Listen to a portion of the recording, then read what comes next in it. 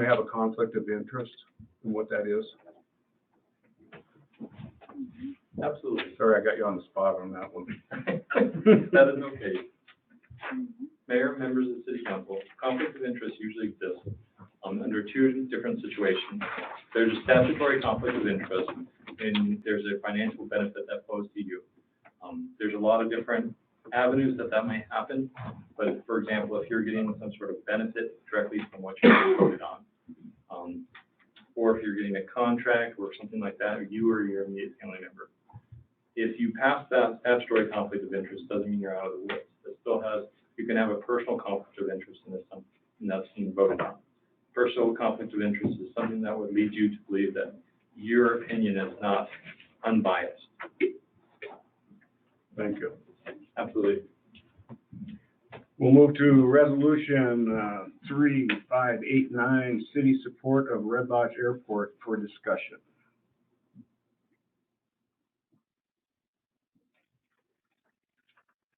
Mayor, would you like me to introduce that, or what is your preference? That was up for discussion right now, Okay.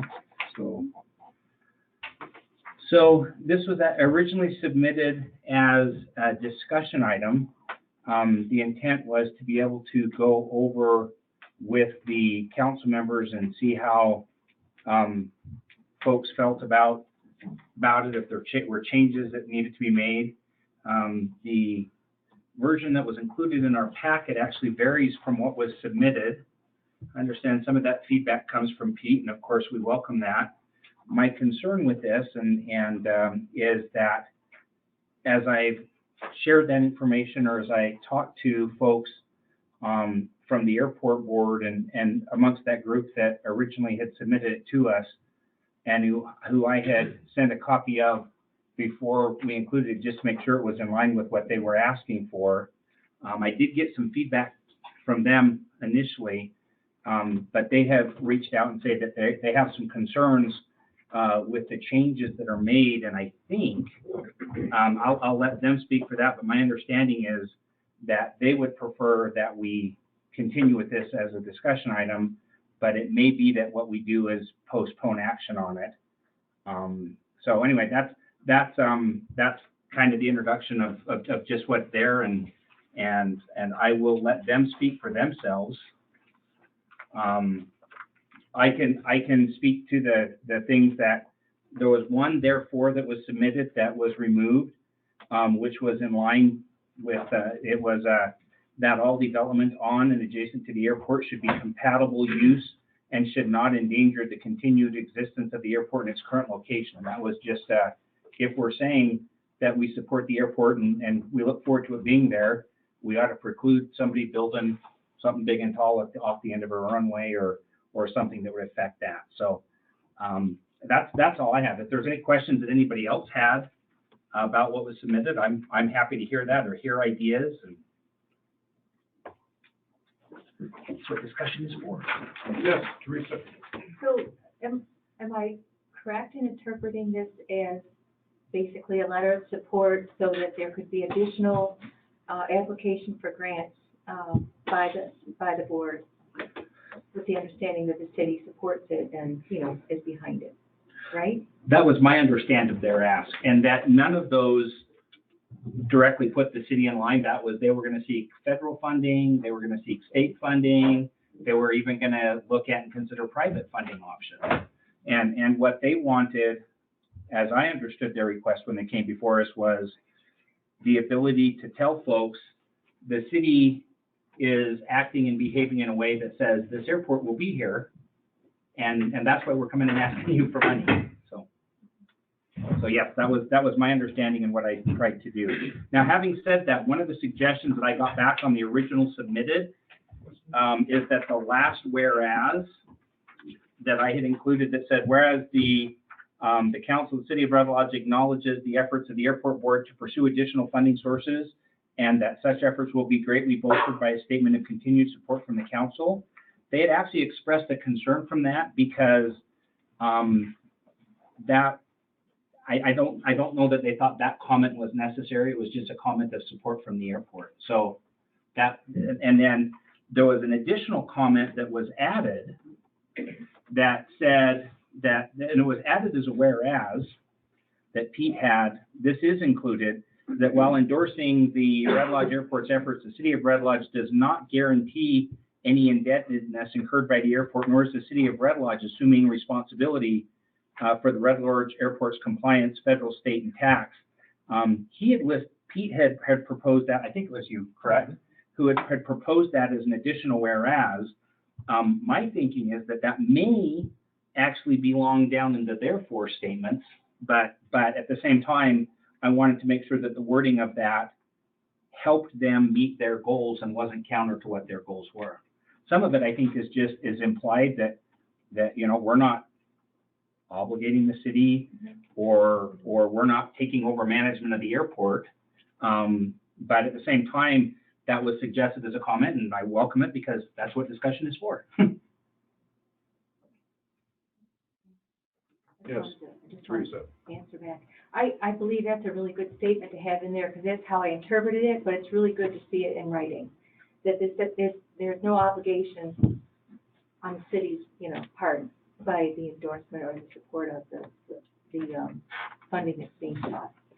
And like I said, the reason that if we may be able to come up with wording that's here, my understanding, and I have to qualify it as such, is that the folks who are doing the asking and seeking of fundings thought that we had maybe articulated or thrown too much legalese, which really made it sound like we're supporting you, but not really. And so I think we can meet both objectives. I just would like to work on that wording as after hearing everybody's inputs and finding out what things they like or don't like, and then modify that. And without the correct version in front of me, I don't know. Well, the version that we have in front of us is what you have, the packet. So that's just not what was originally submitted. Which one are we going with? This one here. The one that's in the packet is our basis for all reference. Yes. I believe when we were talking about the adjacent properties, kind of dictating that. We just did not want to get the city into a position where we're doing a taking and having to pay people for their properties. So that was our concern there. And our being concerned with city and taking, okay? And that's fair.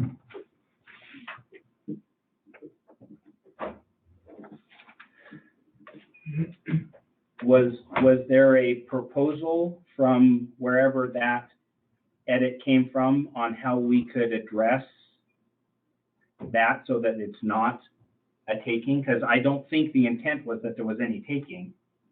But the city, through its actions, could nullify anything if we take any of a number of different actions, I think was the concern. I guess our concern is if, and we've been very careful so far about the ends of the runways and things like that, by not allowing them to build larger buildings out there, such as the church, which has a higher occupancy.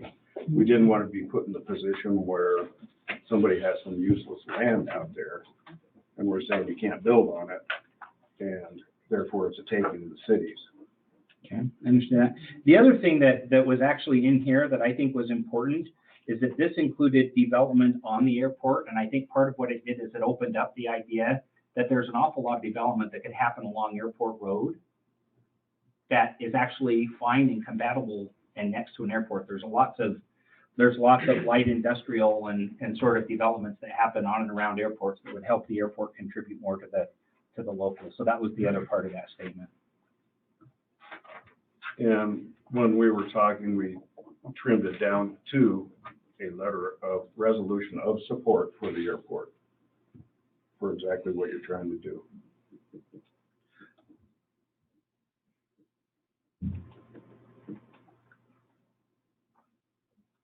May I ask who we is without getting slapped? Sure. City attorney, James, myself. I think that was it in there, wasn't it? Yep. So, I would welcome all of that input for the legislative body and have no problems with input from any of those sources.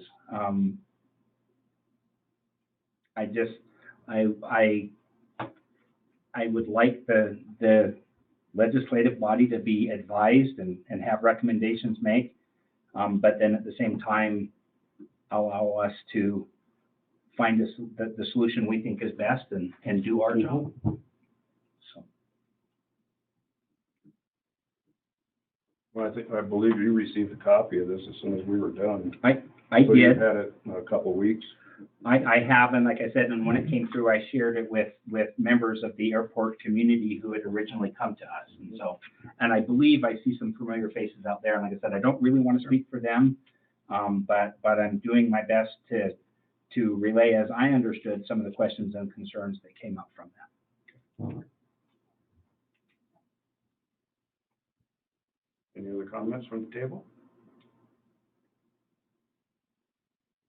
Council. I have had very few comments or letters from constituents in Ward 2. The ones I have had have all been very positive toward the airport.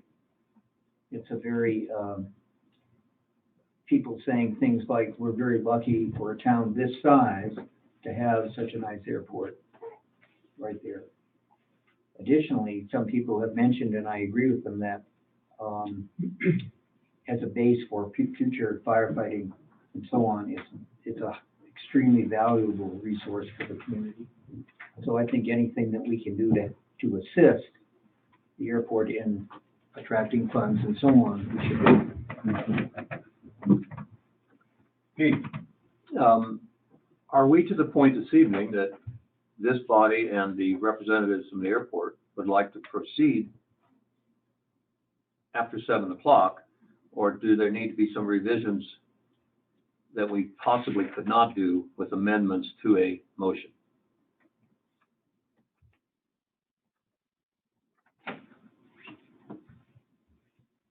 Dave? I would propose that we defer that statement until after we've heard from the public input, but I have prepared a motion should it come to that for the business meeting to postpone this for our next scheduled council meeting on December 14th. So I think that is definitely one possible outcome of our discussion And then tonight. we should hear from the other party too. Absolutely. Okay. Any other discussion at the table? We'll open it up to the public. Same drill as usual. You have 3 minutes. Get up, state your name, tell us whether you live in the city or outside the city, and we'll go from there. We'll start it with the public. Yes, Steve?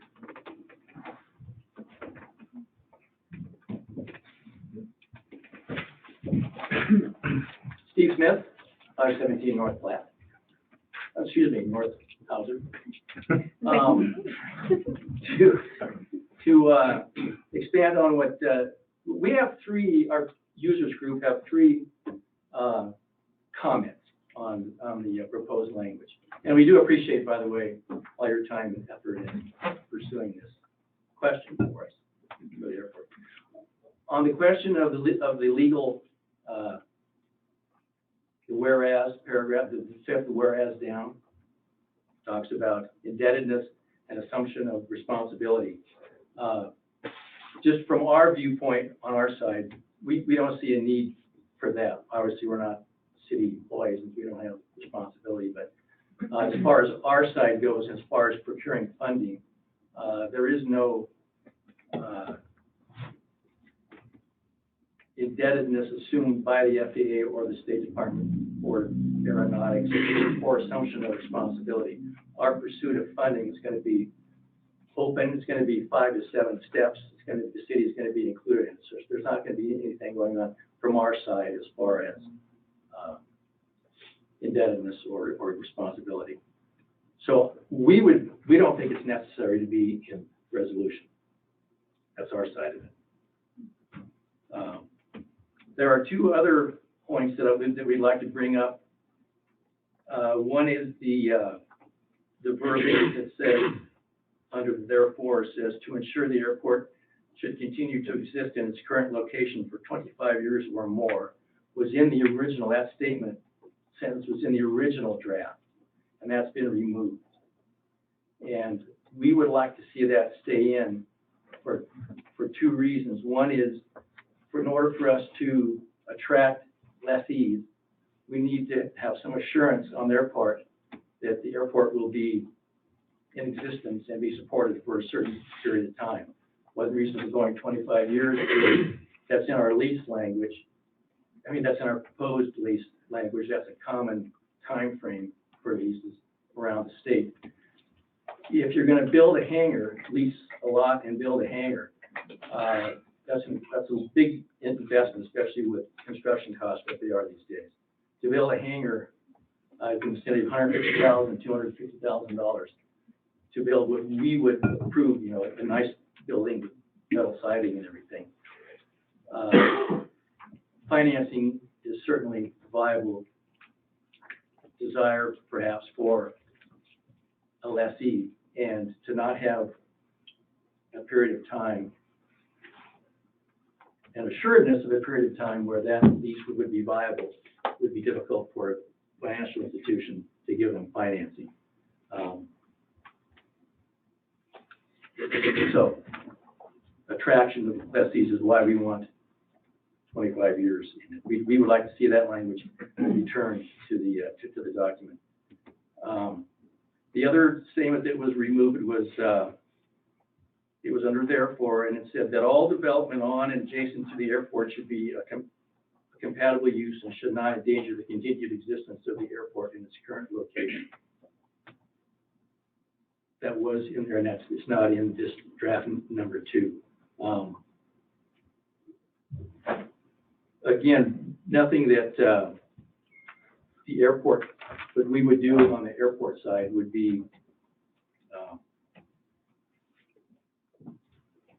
go over and above any zoning or any city restrictions that would be applied to any of the land up there. So we would like to have that language returned to the document. Questions?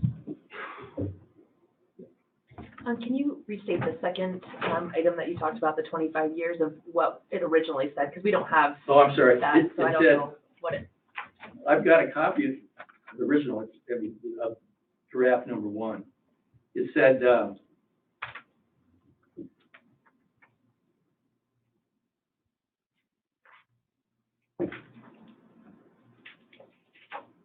If you like, Steve, I have that readily available if you do not. hang on a minute. It said,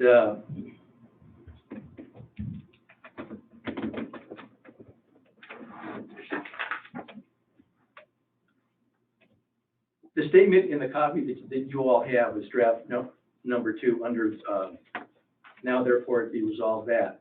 It says the council reaffirms its commitment to the airport and supports the efforts of the airport board in researching and pursuing funding sources, including grants and private donations. We have clause after that that said, to ensure the airport should continue to exist in its current location for 25 years or more. Make sense? Did I say that right?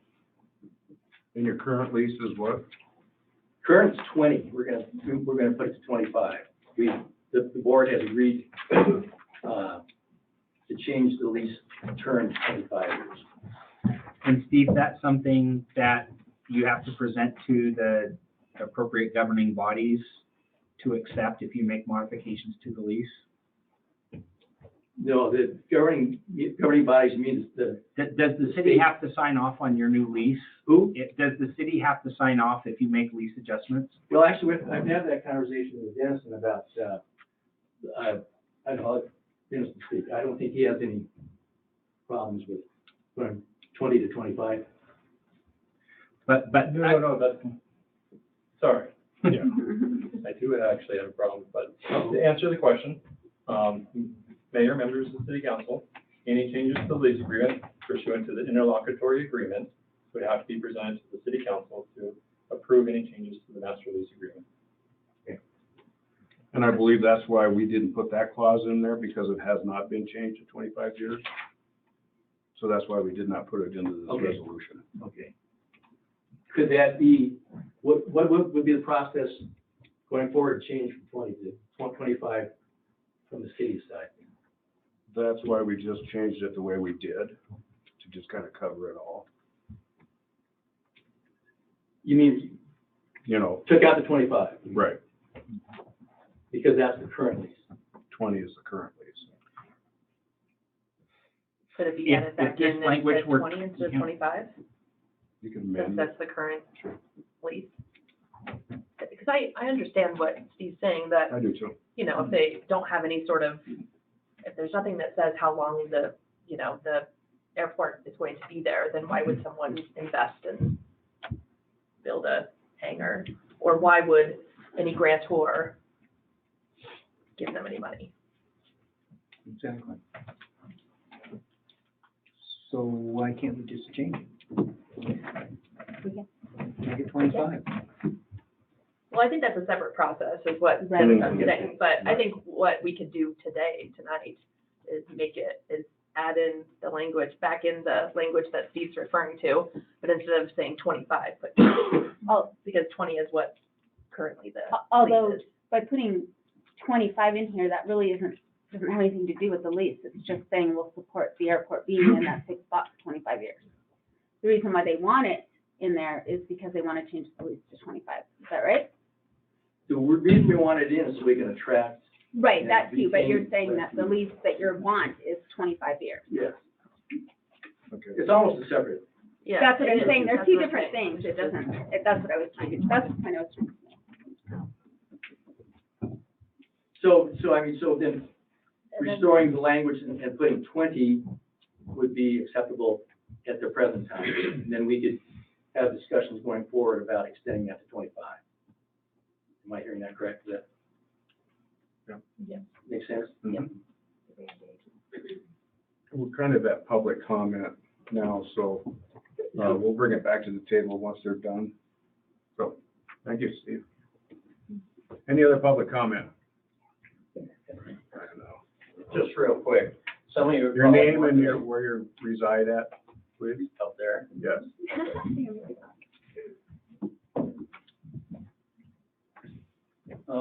Gary Herron, I am on the airport council. You might be wondering why all this year thing has even come up, and I'll make this really quick.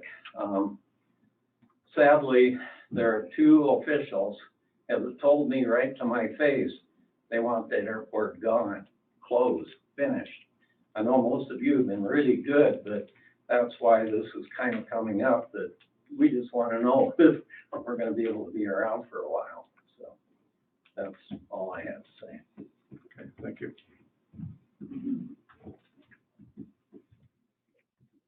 Any other public comments? Comments online? Public comments? Let's bring it back to the table. Tom? I and the people in Ward 2 that have talked to me are totally supportive of the airport. I'd like to see this passed, but if we have to do a separate resolution to extend the lease officially to 25 years, I think we should do that as soon as possible. So because all of these things take so much time to add, to apply for grants and to go through all the rigmarole, that the airport people need to get on this. So if we're gonna do that as a separate, as our city attorney suggests, as a separate function, we need to get it done. Teresa? So is there any detriment to waiting to see the revised version with the recommendations that Steve made between now and the next meeting David mentioned, possibly postponing this?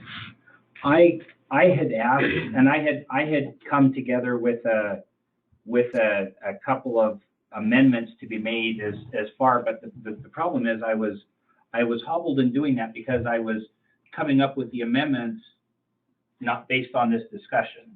And so I had proposed to them that I had asked the question, is the assumption that we should pass this or is there a problem with delaying it to make sure that after we get everybody's input and discussion and find out where the questions and concerns are, as I understood the feedback, and I would look to see nodding or shaking, as I understood the feedback, it was more important to get it right. In fact, there was one comment that was made, this might actually hurt us as it is, as opposed to help us. So I would say the assumption is we would be better off taking it offline, and I'm sure the folks that are interested, whether it be the board and the city attorneys or the staff that may have made concerns, and I am more than happy to step back and defer that to another council member to take over. I know that when we had first submitted this, the city attorney had reached out to me and asked me several questions from a conflict of interest standpoint. And I said, well, I am a pilot, and that's part of why this language makes sense to me, and I know what's there. I can't think of any way that I have financial gain of it, but at the same time, I'm inclined to say if there's any concern from anybody on this council, I would be happy to sit back and step back from the process. I have no concerns with that whatsoever, as long as the right people are talking to the right people.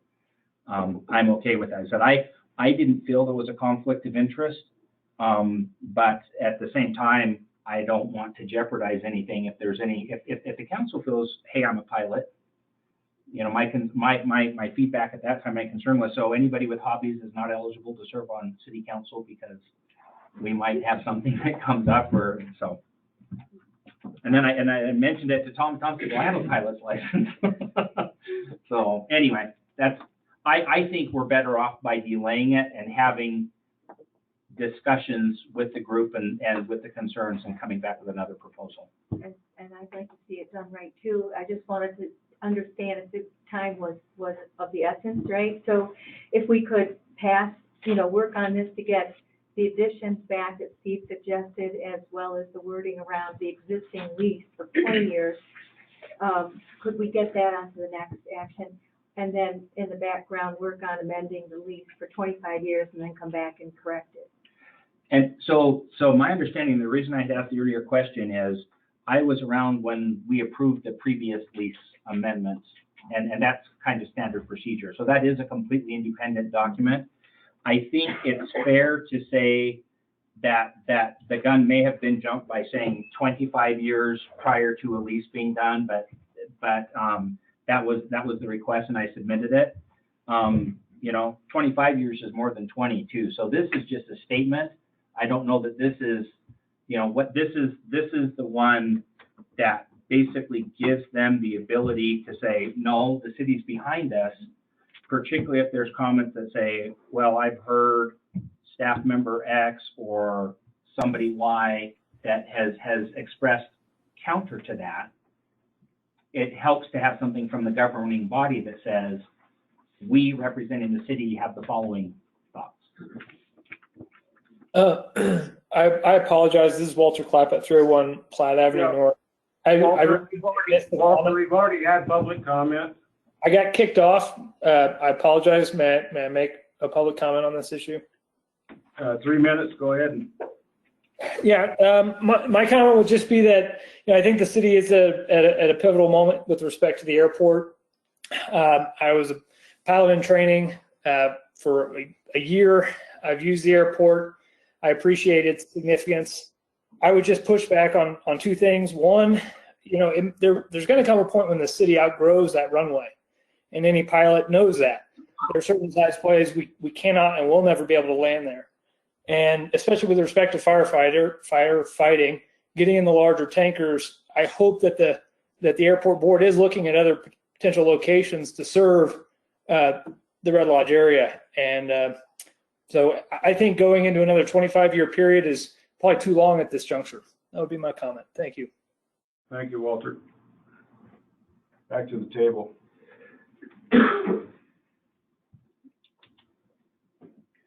Does council have any objection if I make a motion to postpone until our next council meeting? I think you can do that when it comes up under new business. I just wanted to feel if anybody had concerns, so. Okay. Move on to ordinance 956, the urban renewal district for discussion at the table. Mr. Mayor, Yes, Pete. and I'll keep it to 3 minutes. I read the document, and I have some concerns. I don't expect them to be addressed tonight unless someone wants to. But let me run through them. And they are rhetorical, but they are concerned. Page 2, paragraph 3, thoughtful about growth. I don't know if thoughtful is an objective statistical benchmark or a subjective conclusion. Page 3, let me skip that.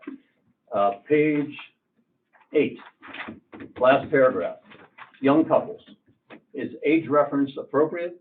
Wouldn't it be better stated as generational demographics? Page 10, last paragraph. What is inappropriate use of land or buildings? Unlawful use is one thing, non-compliance to zoning is another, but what is inappropriate? Page 19, let me skip that. Page 19, paragraph 3, provide for demolition of abandoned buildings. Abandoned may be unsightly, but not necessarily uninhabitable.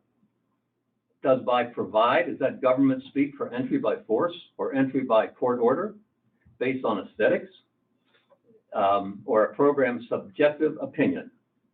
If those buildings are not a safety issue, is this a veiled reference to eminent domain? Forced eviction by government, entering private property by government without the owner of record's consent, taking of private property. If not, then what is provide? Page 31, powers exercised by urban renewal agency. Is this giving a non-elected entity the authority to govern as well as authority to enter any building or property?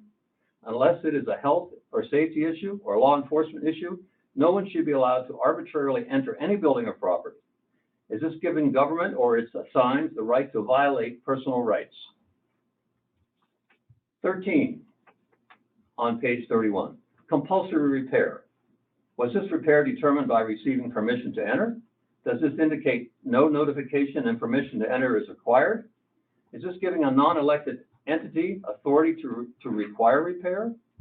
Unless repairs are a health and safety issue or a law enforcement issue, no one should be allowed to arbitrarily determine and require compulsory repair. Is this giving government or its assigns the right to violate personal property? Families displaced. If not for health and safety or law enforcement issue, is this forced relocation for other than health and safety? Is this uprooting individuals for the sake of government program or urban renewal?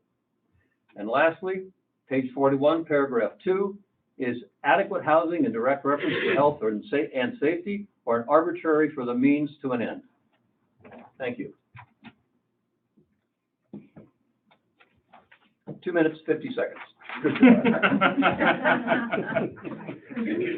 Discussion at the table.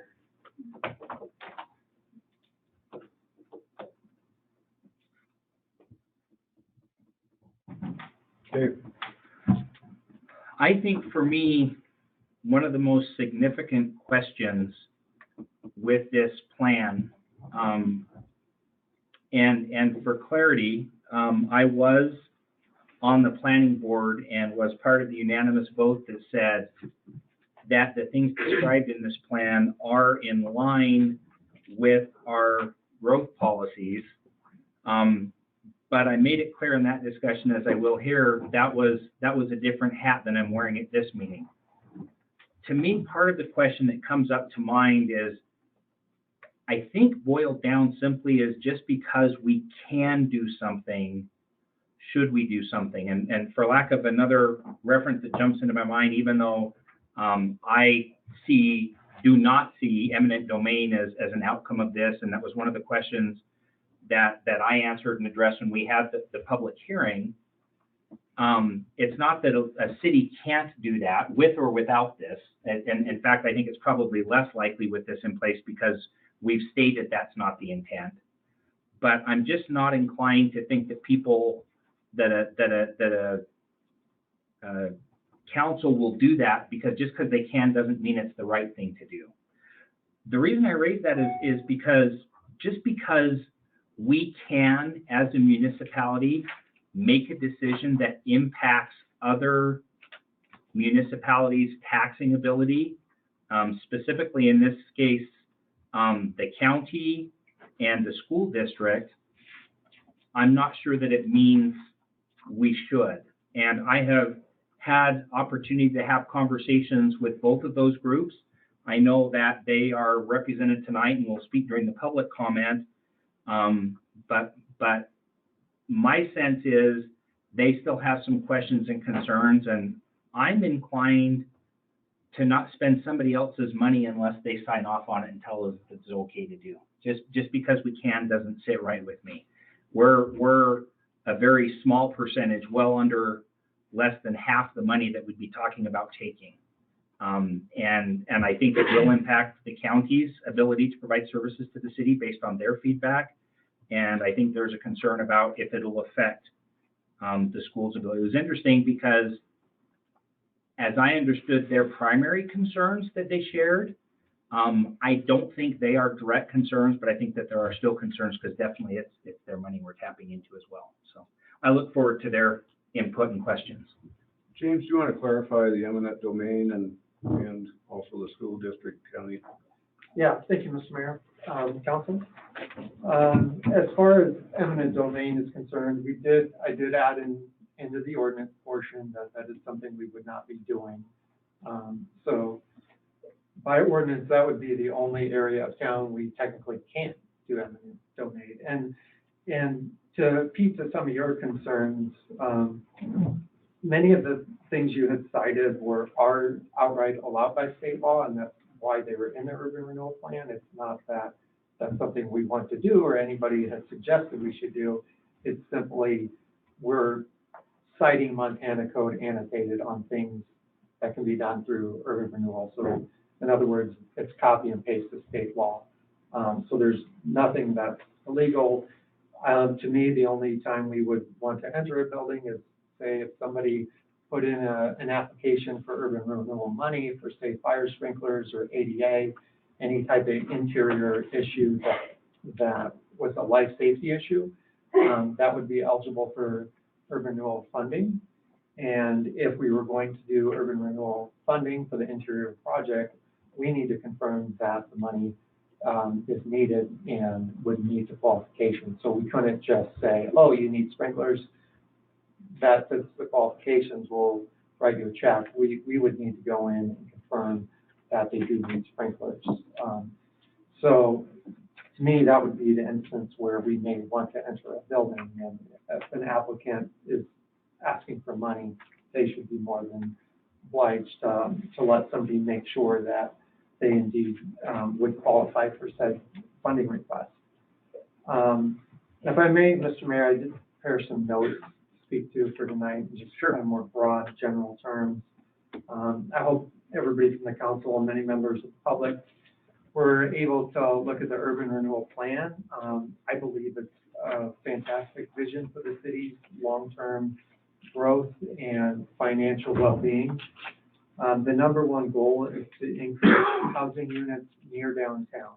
That includes mixed-use developments that could incorporate offices or types of businesses that particularly don't compete with downtown. So we would actually have a financial incentive to be able to get the type of development that our growth policy calls for, that our zoning seeks, and be able to fund incentives for that. Goal number 2 is to support business development. Goal number 3 is public infrastructure improvements.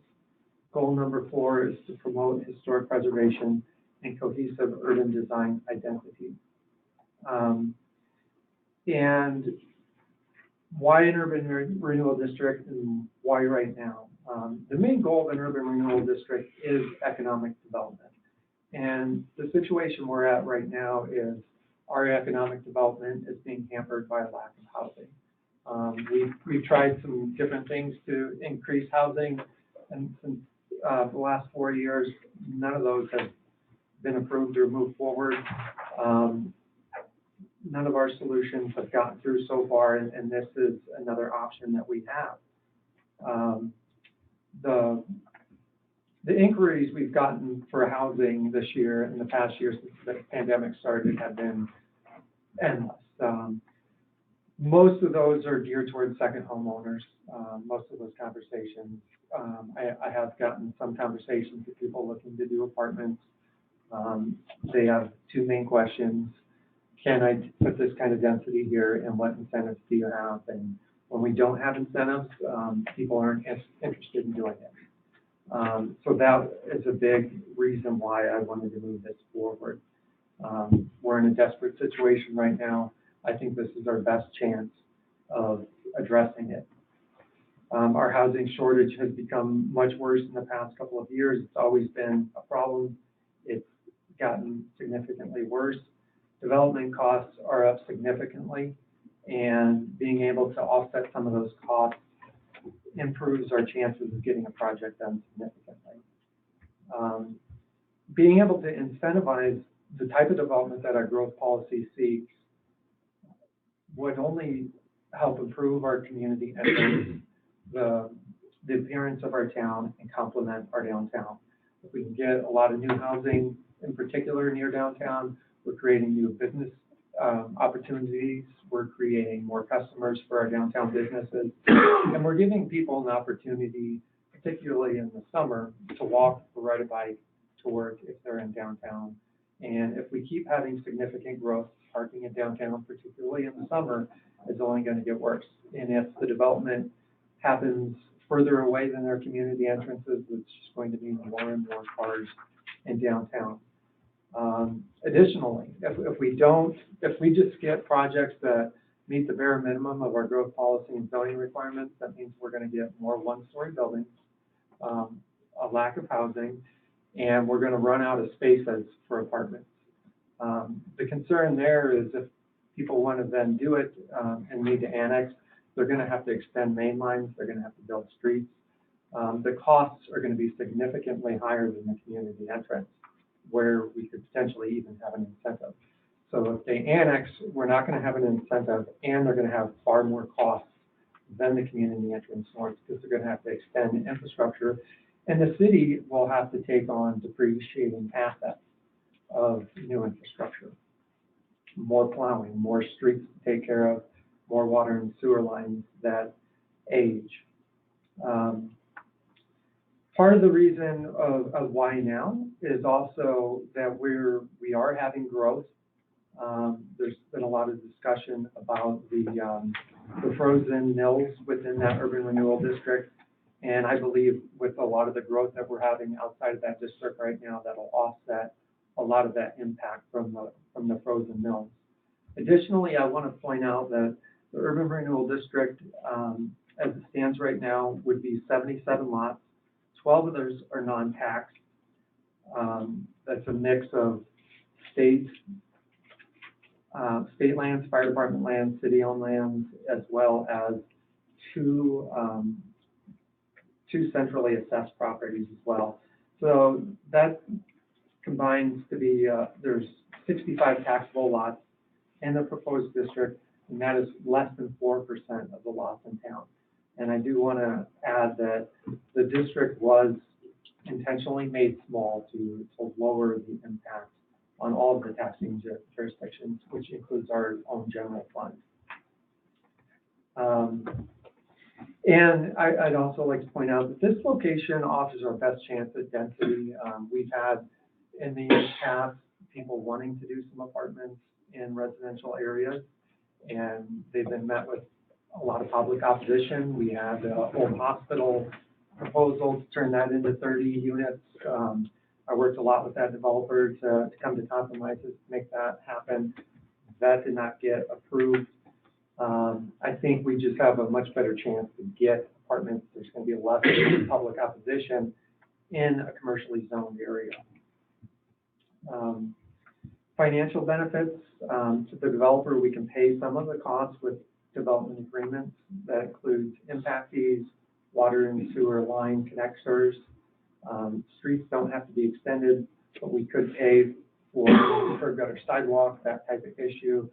We could potentially pay for parking if it was public parking. And there is potentially ways to to work with a developer on land purchasing, and do have, we've got some contract work done with Leland on this project.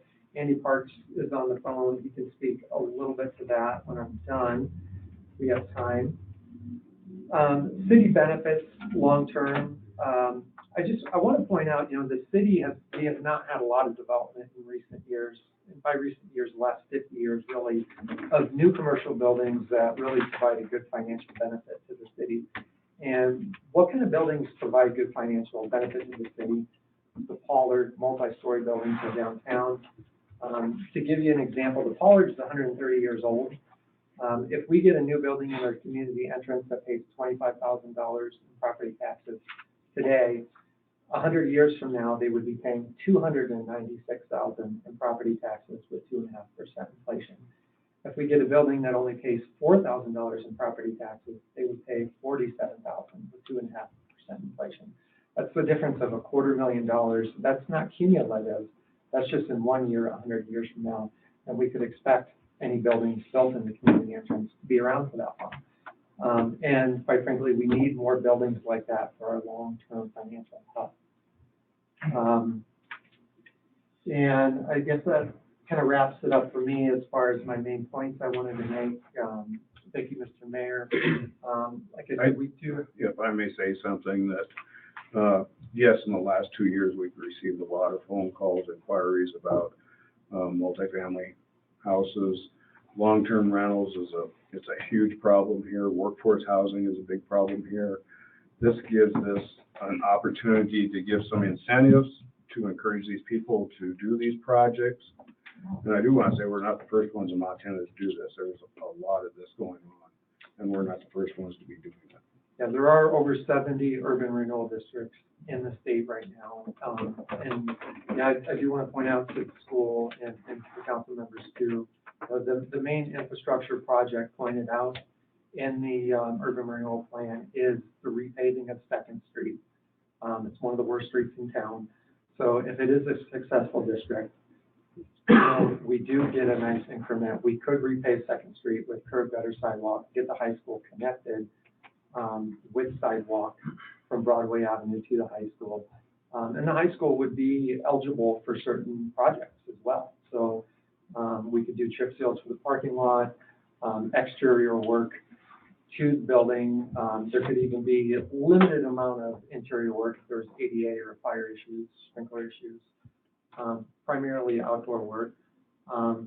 But they could potentially apply for and receive funding as well. Who's your other person? Chris Sejas is online with the Leland Group, and he, I think, was going to speak to a few issues that he had seen with the district and maybe talk about urban renewal in general. We could keep it to about 5 minutes if that's possible. It'd be great. Yeah, thank you, James. Can everybody hear me? Yes. Yes. Okay, good. Yes, good evening, council. My name is Chris Sajas. I'm with Leland Consulting Group. We are economic development or renewal advisors. We're based in Portland. And James, first of all, I wanted to give James some credit for having carried a lot of the heavy lifting of putting this plan together.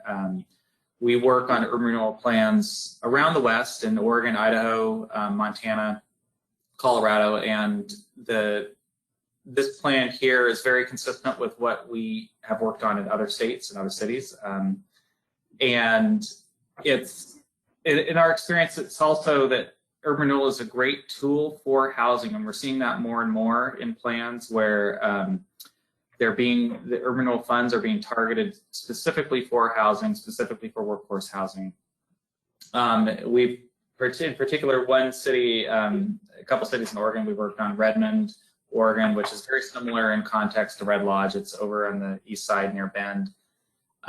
They just recently completed a 47-unit workforce housing project that was gap financed through their downtown urban renewal project. We've worked in medium-sized cities and larger cities. A great example is Boise.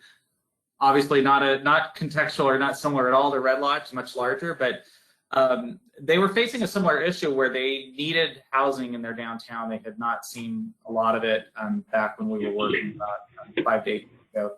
And through urban renewal, they were able to develop incentive packages and coordinated projects that laid the foundation through not just through direct assistance to developers and incentives, but also through placemaking and infrastructure that kind of created the place and made the neighborhood accommodating for housing. And since then, they've had, I believe, it's close to 2,000 new housing units built over the past 10 years, and it's been a tremendous success. So the power of urban renewal is that it's locally controlled. It's one of the few, development incentives and infrastructure financing tools that's really controllable at the municipality level, but also that it is flexible. So those ways of incentivizing the housing can take the place of, as I said, infrastructure in the streets or the sidewalks, or amenities that create a neighborhood that makes it compelling for developers to put in housing, as well as directly assisting development through paying down impact fees or gap financing. For example, it can be very kind of case specific in how you utilize it. And then the last point I wanted to make was, in our experience, having worked across urban renewal districts in many different places, we like to focus on targets and having a return on investment for your urban renewal spending. And we use what we call a leverage ratio. And we tend to see across all projects an 8 or 12 to 1 return on investment. And what we mean by that is, for every dollar of urban renewal money that has gone into projects, either directly or indirectly, we see $8, $10, $12 of private investment returned through new projects. And everything I've seen and learned about Red Lodge and your housing crisis and the interest that you're having from developers and the market conditions is that we would expect that kind of experience in your community as well. Thank you, Chris. You're welcome. Any other comments from the table? Dave? I would just like to extend an invitation. I realize we're short on time, that those who came to speak to this stick around and take advantage of the public comment time that's available during the meeting. I'll open it up to the public. John, I think you're a stakeholder in this. Yeah, I'll speak. John Fitzgerald, superintendent of schools.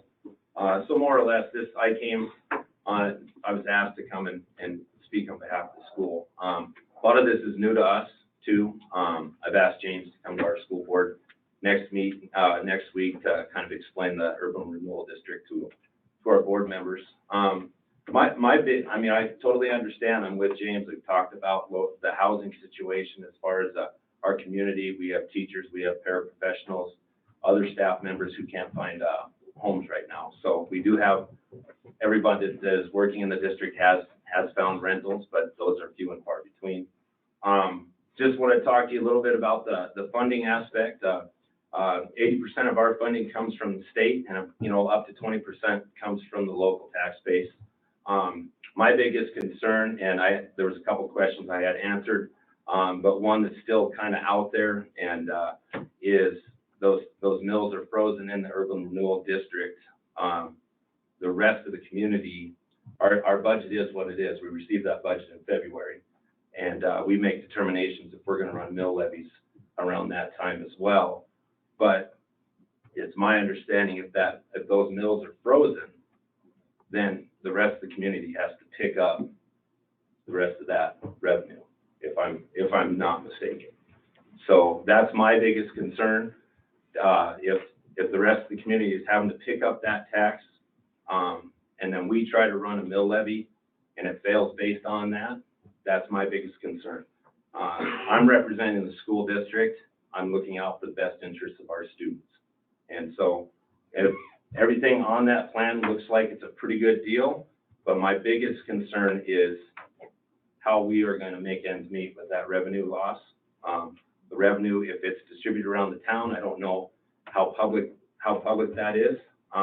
as far as how taxes might be, concerned. And then if we do have, what, how many units was it, James? Housing units or units? In the city limits? Yeah. Well, there's, I can't speak to how many housing units. I think there's about 1,600 hooked up to water and sewer. I'm talking about in this urban renewal district. Oh, 65 taxable. is there's what you said. 65 taxable properties Okay. and probably about, I want to say 25, 30 housing units currently. So, you know, and, you know, those are probably gonna be more affordable, I would imagine. And that means, you know, hopefully we're getting some more kids based on that as well. And so when we see an increase of students as well, we still need that revenue for a school district to operate too. That's my biggest concern. On paper, I've looked over the plan. I think it looks good, but my biggest concern from a school district is how are we gonna make ends meet and who's gonna make those ends meet? So, Thanks, Jim. thank you. Thank you, John. Any other public comments?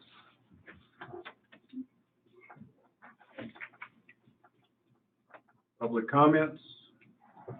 Can you let people know that we're not reading chat comments? Okay.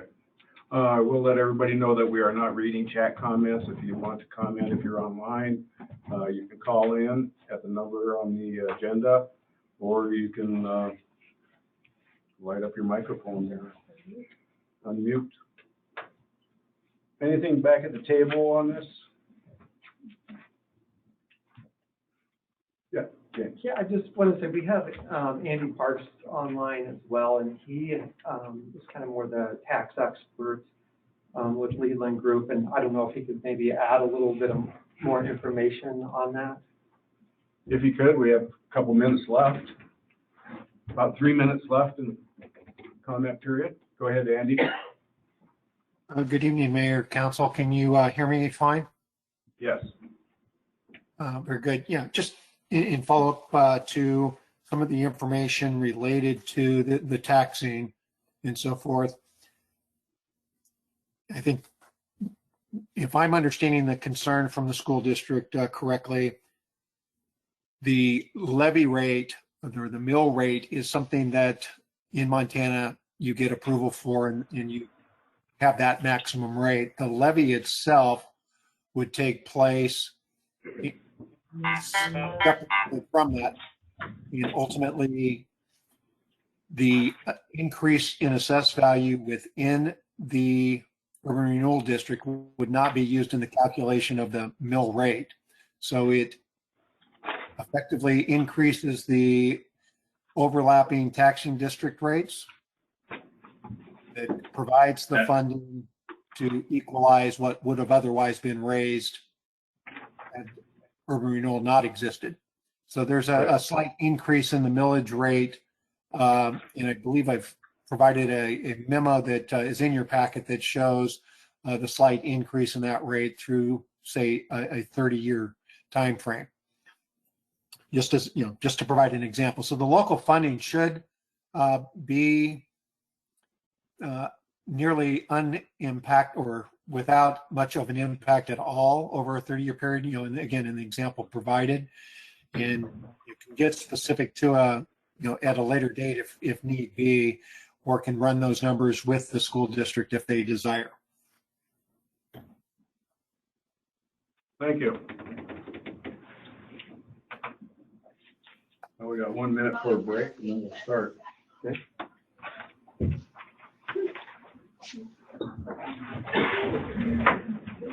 I have one quick comment if you're still on there.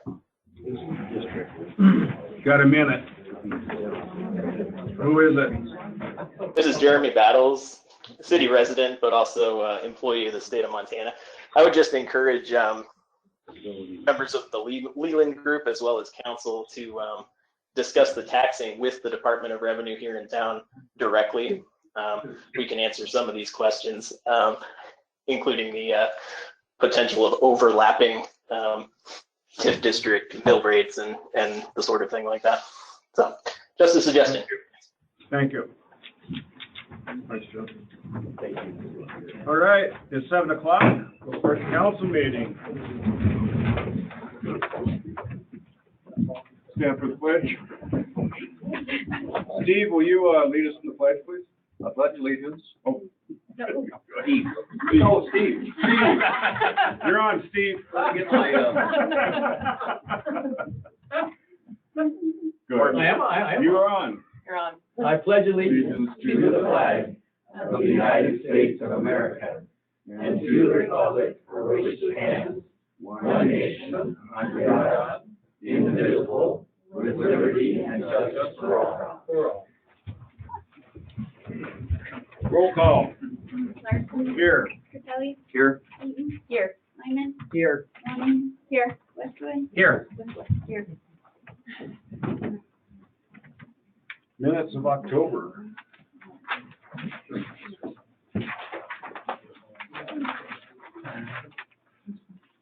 I move to approve the minutes for the working session, on October 12th. Second? Comments? Roll call. Capelli. Yes. Eaton. Yes. Lyman. Yes. Ronnie. Yes. Westwood. Yes. Whistler. Yes. I move to approve the minutes of the regular meeting on October 12th. Second? Comments at the table. Roll call. Capelli. Yes. Eaton. Yes. Lyman. Yes. Ronnie. Yes. Westwood. Yes. Whistler. Yes. And I move to approve the minutes for the working session on October 26th. Second? Comments at the table. Roll call. Capelli. Yes. Eaton. Yes. Lyman. Yes. Ronnie. Yes. Westwood. Yes. Whistler. Yes. Thank you. Warrants payable. I move to approve warrants payable in the amount of $705,720.57. Second that. Discussion. Does that include a hearing aid for me? Those are expensive. Just so everyone knows, Tom and I did go through those today. The reason why it is so large is that we did pay construction for the water sewer rehab in the amount of $242,422.81. Langlis and Associates had another pool payment in the amount of $201,789.70. And we did get in our short-term, this isn't really expensive, but it was in the budget, just so everyone knows. The short-term rental software has been installed apparently and is, yeah. So that'll be interesting, I guess, to see how that all works. Tom, did you have anything else to add? Just that, going, as Jody and I go through and sign the warrants, we do look through the entire, record of the expenditures, and it's very constructive to realize how much it takes to keep even a city of this size going. Everything from $260,000 for one check down to $2. But it's all there. And it's quite amazing. It actually is. Any other discussion, Dave? Just to clarify or an add-on to that, I believe that there's a copy of that available at the front desk if any members of the community ever want to come in and look through that as well. That is publicly available. Yes. And thank you for you two for your efforts of going through and taking care of that. Any other comments at the table? Roll call. Capelli. Yes. Eaton. Yes.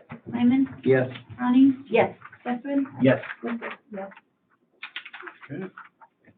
Officer reports. I believe our chief has been called away. There he is.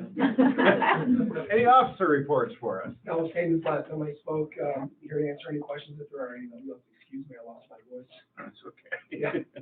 Any questions for the chief? Thank you, chief. Thank you, guys. We received the update on our resort tax. Things are looking quite well. Ahead of last year, which last year was really a good year, so we're moving along on that. Mayor comments, T-bid board appointments. So, with council's approval, Jody Ronning, you're our liaison. Amy, Tulsa Dean, Paulette Fashini, John Kiley, and Tiffany Kaler. I would like, it was approved. Move to approve the mayor's appointees to the T-bid board as presented. Second. Comments? Roll call. Curtelli, Yes. Eaton, Yes. Lyman, Yes. Ronnie, yes, Westwood, Yes. Yes. Special events update. Kelly, you wanna? Sure. Fill us in? Yeah, so, I think we should, well, I wanted to let everyone know that, Pete Critelli stepped down from the committee, and then, Mayor Larson asked Terry Durbin to join us. Terry is not yet on council, but she will be, in January. And, so we've already met twice, Jody, Terry, and I. Teresa also joined us for those 2 meetings. So we've already, met twice since the last, meeting, and we're continuing to work on the, improvements and the changes that we'd like to see to the application. Okay, thank you. Public comment time. Anyone may address the council at this time on any topic within the city's jurisdiction, not specifically on the agenda. Once again, 3 minutes, state your name and whether you live in the city or outside the city. Public comments.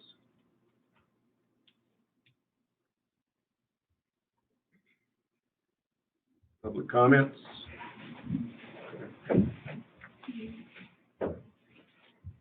Mayor Larson and City Council. My name is Margie Adams. I live at 314 North Broadway, and I have written council members asking for somewhat of a postponement of approval of the permits that are in front of the council at this time. Historically, these permits have not been approved till at least the first quarter of the year of the event. There's some applications that are in front of the council right now that are for events in July. I've had a response from one council member saying we can't infringe on people's rights because we haven't finished our job as the special events work of improving the application. My understanding is it is not a right to use city-owned property, it's actually a permitted use. And the permitting body, being city council, has every right to, has legal right to be able to impose conditions on those. And it would be worth our time and the time of the special events committee who put together this public forum and so on, and all the work that they've done, to give them the respect of a little bit more time to see if there are any conditions that they need for the public health, safety, and welfare to impose on these current applications that are in front. Thanks. Thank you. Any other public comments? I would like to make a comment. And who's calling? This is Lexi Adams from 305 Northward Avenue. Okay, Lexi. Okay, thanks everybody for your work on this. I'm really excited about the formation of a special events committee. I agree with Margie. It's my understanding that the formation of the committee and the forum that was recently held was to consider quite thoroughly all events held in the community, and perhaps especially events related to the rally, as they have caused quite a lot of controversy and duress for many people for many years. I think that I urge you to postpone considering and certainly approving any applications related to the rally until you've had a chance to really thoroughly think about and vet everyone's input. I also want to say that I've heard over and over again that all events in Red Lodge must be treated equally, and I want to contest that. I think it is simply not true ethically or even legally, because the Beartooth Rally does not treat Red Lodge equally between the noise, the exhibition driving, the turning away of other tourists to the community, the effect the rally has on many businesses downtown, a negative effect for quite a few that impacts many businesses' ability to function and profit, and to a degree, the criminal element that the event draws to the community. It's on a level that is not on par with any other event in the history of this town. So ethically and legally, I think it must be treated with its own criteria, befitting an event of its size and impact. So between that and between the process that you are going through, which is so great, of evaluating events and attempting to understand how to reduce the negative impact some have on our community, it is far too soon to move forward with the approval of any applications. So thank you so much. Thank you. This is Walter Clapp, 301 Platte Avenue North. I'll just echo, I think more time is prudent in this situation. I don't, maybe we're going to hear some dire business need that we need these permits approved immediately. I think Snow Creek applied in January of last year, so it seems like we have a couple months. It's a slow time. It's fall. You've created this committee. I would like to hear from the committee before the city council takes action on the event or permit applications. Thank you.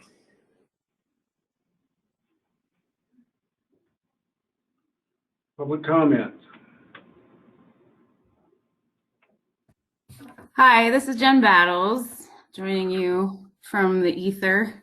I'm at 709 Hagen Avenue North, and I was lucky enough to attend the events forum a few weeks ago, and I'd have to say, as a resident, I'm very grateful to have the opportunity to join my neighbors to have complex, sometimes uncomfortable discussion. And I feel like a lot of the goodwill that was generated in that room might be squandered if the council entertains any event application for any event before having a chance to thoroughly kind of grapple with the comments and the feedback and the outcomes of that meeting. And there were over 100 people in that room. And so I think, I appreciate the opportunity to participate.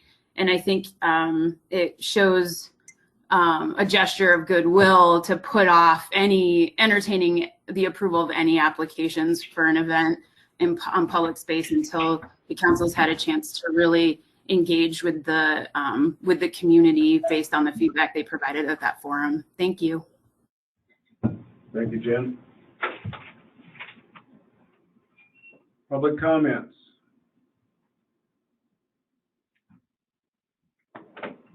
Public comments? Yes, Mark.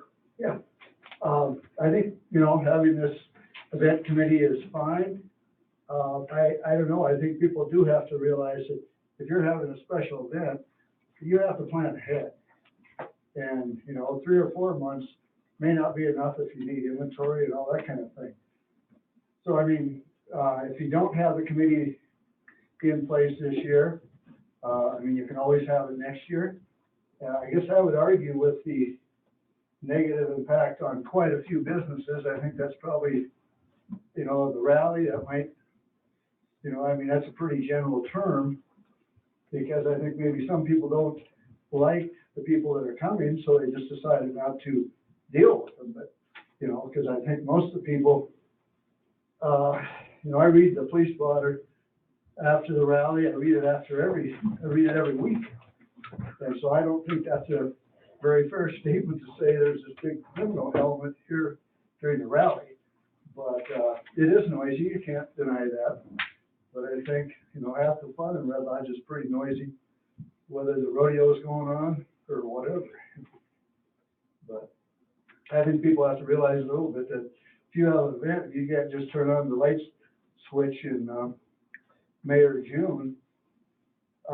People start making their plans way before that. So I guess I would entertain that the committee is good, but you decide to do it and then you're going to stop everything. I don't know. That's not necessarily fair to the people trying to do it. And I guess I have an opinion too. I've been here a long time. Not every event works in town. I think we all know how well concerts work. They don't work very good. So, maybe people want it quieter. Well, it's going to be quieter business-wise too they do that, and some of those businesses you like aren't gonna be here, so. I don't know. Thanks, Mark. Will you state your full name and your residence for us, please, Okay, for I'm the sorry. record? I came in late. I'm Mark Schubert, and I live on, 1020 South White, resident of Red Lodge. Thank you. Michael Keys, 408 South McGillen. In regards to events in this town, I've lived here about 20 years now, and there's definitely been a lot of different events over the years. And there was a time where the Harley event was kind of quiet. There was many years where, I hear people complain about the Harley event, and, my reaction most of the time was, I'm not into Harleys. I'm not a Harley rider, but it brings a lot of people to town. It brings a lot of money to town. I'd say, 3 days, no big deal, right? But it's no longer 3 days. It's a week. Heck, it's almost the whole summer now. We've become a Harley town, and, I live 4 blocks west of downtown, and I'm awoken at 4:30 in the morning by Harleys now, most of the summer, and they're going till 10:30, 11 o'clock at night. Am I supposed to just suck it up the whole summer? No big deal, they're bringing money. We do have noise ordinances. I'm wondering, are we looking into actually enforcing those noise ordinances? I've heard that, they can't really enforce the noise ordinance, but we enforce all the other ordinances. So if it's an ordinance, we should think about enforcing it, especially if the event is going to get bigger. And because the event is getting bigger, it's drawing more and more of these people to town. But it's not a quiet town in the summer anymore. It's loud, it's obnoxious, it's annoying. I live right below the bench over here, and Harley's going up the hill and down the hill. It's not peaceful, it's not quiet, not one bit. And I'm not the only one that thinks that. So I'm not saying get rid of it, but, let's make it work for the community, maybe. That's my 2 cents. Thanks, Mike. Public comments. Hi, Claire. My name is Claire Poplar. I'm part owner of the Snow Creek Saloon. My address is 124 North Broadway. Our event has been going on for 28 years, the Snow Creek Street Dance. I don't know if you've never put on an event, but like Dave says, just even to get the stage for the band, we have to reserve it a year in advance. There's 4 stages in Billings. We have to put a big down payment on that to get a good band. As far as I know, we've never had any complaints or any problems with our street dance that have been brought to us personally. It takes a lot of money and a lot of planning to put on this event. The Harleys are going to come to Red Lodge whether we have our event or not. We live at the base of the Beartooth Mountains, as you all know. The Harleys come to our town all summer long. The Beartooth Rally brings so much business into our community. I respectfully please urge you to vote on our event tonight so that we can go forward. If there's been a bunch of complaints, I'd sure like to know about them. I've never heard of any. We've never had any police problems that they've had to take care of them at our event. We pay for our own security.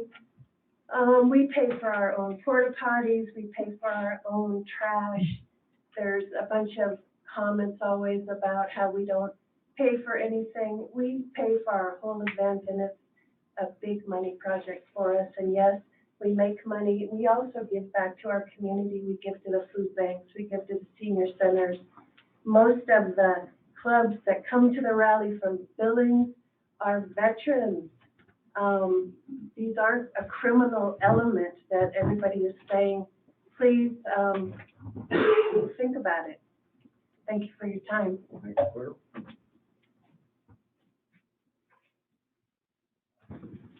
These are on the agenda later on too. If you want to hold some of your comments for them, you may do that too.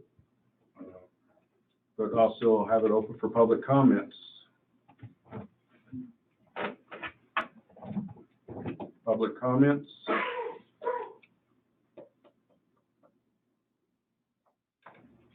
Public comments. Okay. Let's move on to old business. Resolution 3590, resolution of intent, tourist business improvement district. This is up for action.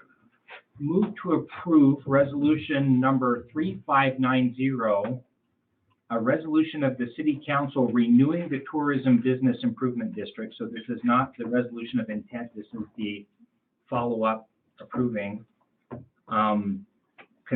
Constituting non-contiguous properties utilized for short-term lodging purposes who have voluntarily positioned the City of Red Lodge to renew a T-bid for the purpose of aiding tourism. Second.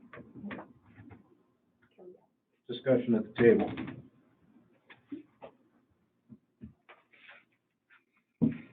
Yeah, we've been through it. Yeah, Great. we've been through it a lot, yeah. We do still need to get the edits made into the title. It has a to renewing and I think strike the word to. Just funny wording.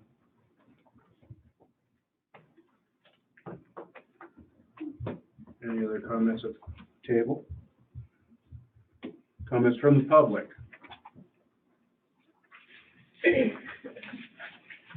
Hi, I'm Amy Muir, the acting president of T-Bid. I live in town. The current T-Bid board would like to thank the city council for their help on this, and we hope that you guys can see the value in the T-Bid.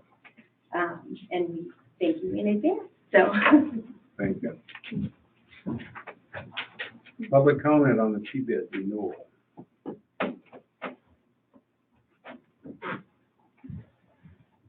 Jen Camp, 8 North Platte, and I just encourage you to vote in favor of renewing the T-bid. After I was president, Amy took over as president, so been very much involved, and encourage you all to renew the T-bid. Thank you. Thank you. Public comment on T-bid. Public comment on T-bid. Roll call. Kelly? Yes. Eaton? Yes. Lyman? Yes. Ryan? Yes. Westwood? Yes. Whistler? Yes. Here's the city-owned land permit, Bone Daddy's property north of the rodeo grounds, July 2022, up for action. Move to approve the land use permit of Bone Daddies as presented. Second. Discussion at the table. Tom? I would like to see this tabled until the various committees have considered the effect this rally has on the city of Red Lodge and its citizens and taxpayers. Teresa? I also would like to see it either postponed or tabled until the work of the events committee has some time to evaluate and look into any potential improvements. The application last year was not renewed or approved until January, and I don't believe there was any judgment that the event was held. I don't see what the rush is. If we've gone to all the trouble of having an events committee and hearing the voices of the community and trying to balance that out, find some potential improvements before the approval of the use of city-owned property for the campgrounds can be addressed. Yes. We had kind of a heated, passionate conversation this morning at our events committee, and there are basically two thoughts going on.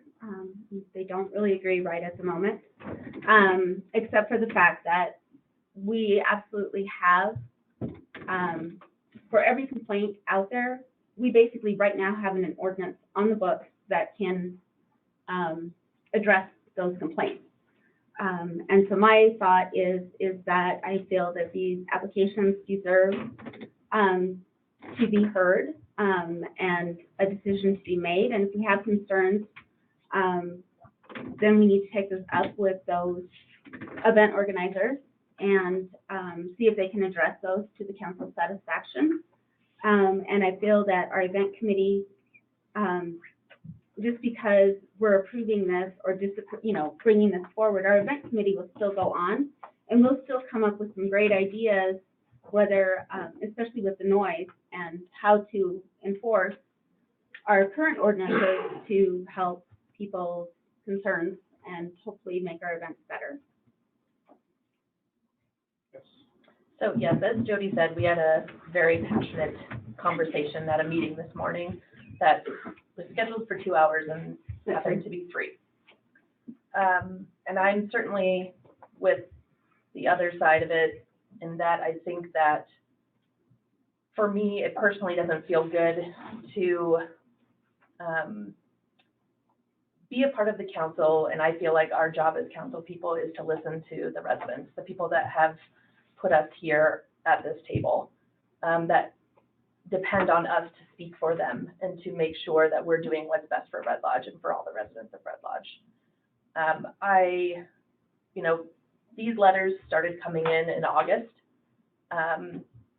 and all the council members got them, and they were all shared with everyone through council packets. And we as a council decided that this is something that needed to be addressed. And so the mayor created the special events committee, which I think we should just call it events committee. I mean, they're all special, but let's just call it the events committee. So the events committee, and so I think that I'm in agreement with Tom and Teresa that I feel like I and Jody and Pete and now Carrie and all of the people that we've heard from, not only by letters, but also from the 94 people that were at the forum 2 weeks ago. I think it's on both sides, I should say. It wasn't a one-sided event. There was lots of good input from both sides. And so I feel like it's really important for us to do our due diligence and do all of that work and make sure that we are taking everybody's thoughts into account, and also the organizers, and not shortchange this, and make sure that we do what we're supposed to do as council people. And I think we should delay this so that we can actually, by the end of the year, get some real concrete things and changes that we'd like to propose to the full council. Tom? Yeah, I wanted to clarify what I said too, that I agree with Teresa and with Kelly that we need more time. I guess all of us were at various tables during the events committee or the discussions, and a lot of very interesting things were brought up in terms of even ways to address the noise issue and the enforcement of noise, and not dumping it all on our police department, but there are other ways to do this. And I know that all those posters that were put up on the wall had some very interesting ideas that need to be, but they can't just be taken and made into an ordinance. They have to be thought through a little bit at least. I do want to say, however, that it was brought up, and I think there's some credit has to be given to this, that people who organize these events, we can't just let this drag on and on and on. We need to get it solved, because it's not fair to them, it's not fair to the people that they may have to hire and so on to come to town to do whatever it is they're doing. So, I mean, I don't think we need, I don't want to do this right now. I want to postpone this until the committee has had a full discussion, but I don't want it to drag on forever either. Dave? A lot of the conversations that I'm hearing, we would refer to in the business world, and particularly in technology, as a greenfield installation versus a brownfield installation.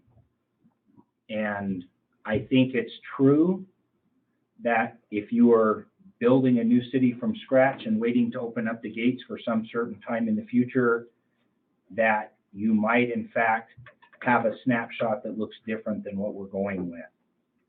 But I think we have a city that's moving. We have businesses that are planning.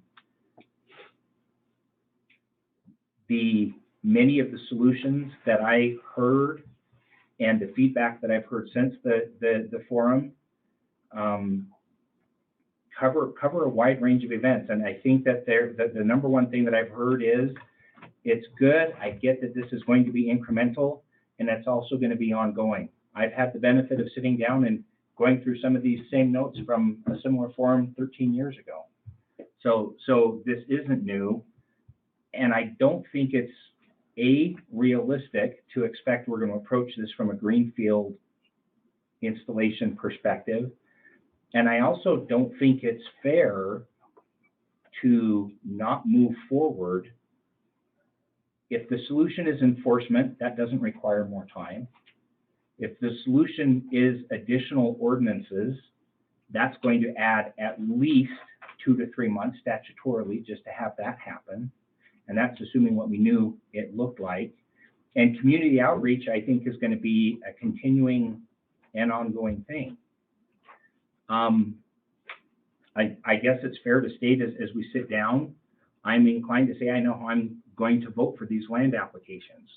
What I don't know, and what I wish I knew, was how to better communicate to those who've expressed frustration with these events that my vote to approve the city land use permit is not a middle finger to the input of those who've shared concerns and offered comments and suggestions, nor is it an indication that I believe the ongoing and continuous process to improve compatibility between our events and our neighbors is over. Do I think there's an opportunity for the city and community to better manage summer crowds and to help ease tension between visitors and locals? Absolutely. Do I have confidence in our incoming administration, this council, and our community's ability to continue to work together to make the ongoing changes required to do so? Absolutely. Do I think the appropriate mechanism to address these concerns that have been raised is to deny land use permits? I do not. I do hope those individuals who feel otherwise will recognize I do not take any decision we make lightly. And I think that pertains to all of my council members, fellow council members as well. I do hope they will acknowledge that I have 4 years demonstrating a high level of commitment in both time and energy to familiarize myself with all relative municipal codes and MCA, as well as very differing viewpoints on the issues that come before us to ultimately make a decision I believe is in the best interest of Red Lodge. Teresa. Concerned with the land use application itself, which would require no ordinance changes, but some due diligence. The applicant states that she doesn't know how many people will be there on any given night for camping, but estimates upwards of 1,000 people. There's only 8.5 acres of space available up there. And if you divvy that up between the number of heads and potential campsites, the ingress and the egress to and from those rows of campsites, the buffer areas around the 28 porta potties and the washing stations, that doesn't calculate, that doesn't wash out. I have concerns that I would like to do and be very happy to work out between anybody that has, you know, the information that helps to guide that for public health and safety and make a better informed decision on what is available and possible in the available land that's up there without detriment to the community or the visitors. So when the time is right, I will move to postpone to a date certain the application in front of us.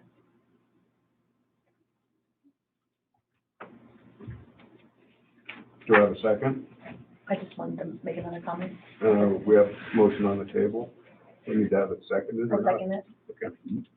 I didn't hear the date as part of the And I motion. need the date too. Postpone to a date certain of January 11th, the first meeting, council meeting of the new year.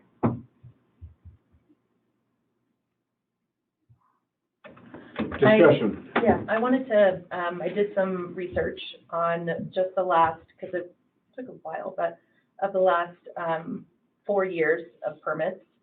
And so I looked up from 2018 through this current year, 2021, of when permits were submitted by the Snow Creek and by by Bone Daddies, by Heather for the rodeo grounds. And in each one of those years, there was, you know, around the same time of applications being received. But the date approved varies. And the average number of days that the council took to approve for the street dance was 33 days. And for the camping permit up at the rodeo grounds, 39 days. If we were to approve these tonight, it would be 21 days for the Snow Creek and 16 days for the rodeo. I just have a really hard time with that because of all, like I said, with all of the input that we've gotten from a bunch of different residents about challenges that they have specifically with the rally. And I don't think that now is the time to hurry up and push this through, given that all of this input and having a forum 2 weeks ago that was well attended, and that we're also, the permit for the camping is actually being extended. This is the first time it's been asked to have an entire week. So we're not only saying, oh, let's hurry up and do this quickly and sooner than the average of the last 4 years, let's increase the time. It was for a week last year. Can we get clarification from Heather on that, or do we have to wait for? We'll wait for public comment. Okay. So comment from the table. This is comment now on the motion to postpone to January. January 11th. I will just restate that I have the confidence in this council to handle multiple items at once and to continue moving forward and making improvements as we go. And like I said, I hope that I can find a way to communicate that others don't take that as a slap in the face and that their input has not been heard, because I think it very clearly has been. But I don't think it's appropriate that we come to a grinding halt while we do things that realistically, like I said, some of those things are going to take 2 to 4 months to accomplish, given the holiday season coming up. And beyond that, I hope they don't stop. I hope this is a continuing process, that it's a, you know, in any business, there's this cycle of learn and apply the lessons, but you never get to slam the brakes on and start from scratch. You have to work with the cards you're dealt. I guess I would just further comment that this last year in 2021, permits weren't approved until January of this year. And I would certainly love to hear from either of the Snow Creek or Heather with the rally, if that hindered their ability to have the event. I mean, to someone from the public, it seemed like there was no interruption of their event. I totally understand that people need time to plan events. But I'm simply saying that I don't, especially with this last event being approved on January 12th of 2021, I don't see any reason why we can't do the same again this next year, and it's even a day earlier, January 11th. Comments from the table. Dave? I'd like to have James speak to the postponement last year, because my understanding was that there was significant regret in how that was handled, and that it was identified that that was not the appropriate way to handle. I do not begrudge anybody or fault anybody. We were living in very interesting times last year with COVID. But I think James is, and I don't want to speak for him, but in conversations I've had, he will be the first one who shared with me, yeah, we didn't handle that ideally.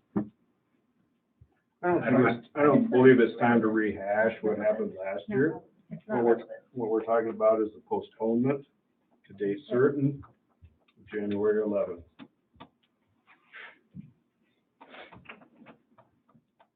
comments at the table? If we're saying that it was approved in January of last year and the reason why was because it had been delayed, I think it is pertinent to the information that's there. You know, if they have continued, I did look back last year and they had applied for, both of these had applied in like November, I think, last year, and it didn't get approved until January. So they had approved, you know, so they had applied earlier than that. Heather did apply October 24th of Yeah. 2020, that is correct.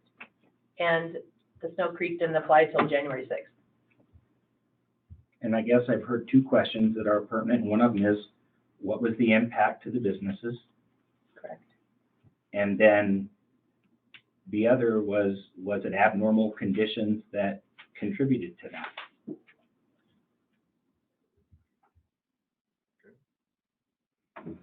Any other comments from the table?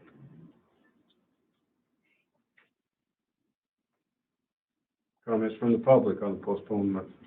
Heather, maybe you can answer some of their questions. First of all, I'd just like to thank Teresa for pointing out last time that I was not prepared for the questions that were going to be asked of me.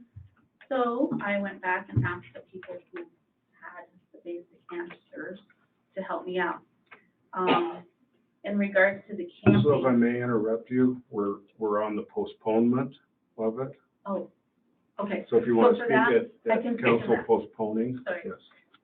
Okay, so for postponement, it would just be that this year is different in the fact that we are possibly risking losing the campaign. So we have to start planning for Plan B.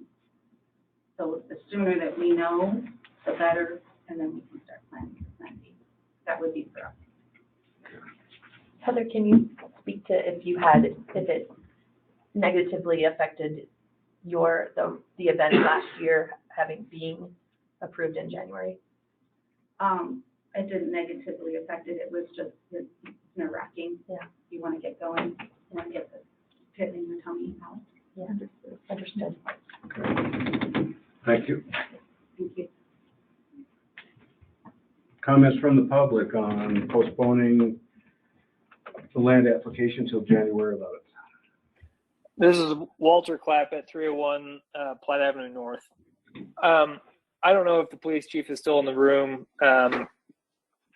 but I've previously had a conversation with him, and this addresses the comments about whether or not bikers bring a criminal element. His statement to me. Walter, excuse me, Yeah. Walter.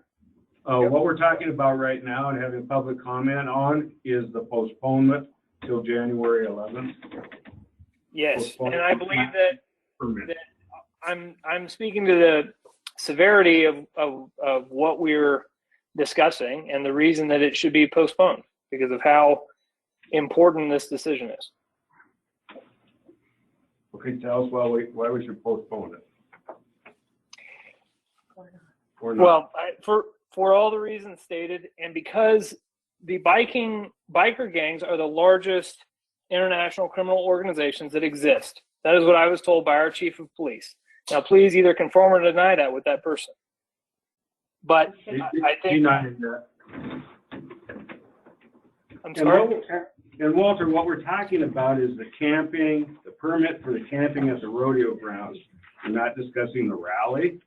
We're talking about camping at the rodeo ground. I understand that, but what you're creating is an avenue of private security that allows sex trafficking. And I think that's a reason for us to have concern and for us to be thinking about what's going on here.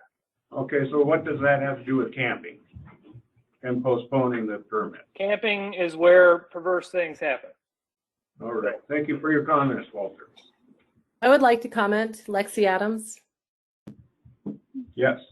I want to reiterate that we've just begun the process of evaluating the impact that this event has on the community. And if they were able to organize the event last year with the January approval, then they can do that again this year. This is a bigger question. It's not just about the benefit of this event and being able to plan ahead, the benefit of that to Heather and her colleagues. It's also about our community. you know, they can wait a little while we evaluate this. Ethically, morally, we have every reason to wait. The community has weighed in. We need to have this conversation, and we really simply cannot continue with rubber stamping this event until this process is, if not completed, then at least farther along in the process. It would be an ethical breach of the endeavors that you have begun to actually approve this event tonight and the other one, both applications. Not, you know, the camping is a very big part of the event. We just need to slow down. We need to slow down. We need to evaluate the comments from the community, continue to consider all of the facets of this event, and then move forward. And of course, we can't fix it in 1 year. We can't make it work for everyone in 1 year, but we can make it better. And we need time to do that. January is not that far down the road, but it's enough time to make a little more progress on evaluating this and coming up with criteria that work for everyone, not just Heather, but for everyone. Thank you. Hi, Claire. this is Claire, hey, hold on a second. We have one at the podium. Claire? So on postponement, a couple points. COVID 2 years ago, we had put in our application, and of course it was approved, and then we weren't able to have our street dance because of COVID, but Dr. George worked with us closely, and we were able to have a street party. We put tables, and we had seating, and we spread everybody out. We had sanitizing stations, but we had reserved our stage, and we had to pay a $1,500 non-refundable because we couldn't have, which is probably neither here nor there for you, but we've already reserved our stage.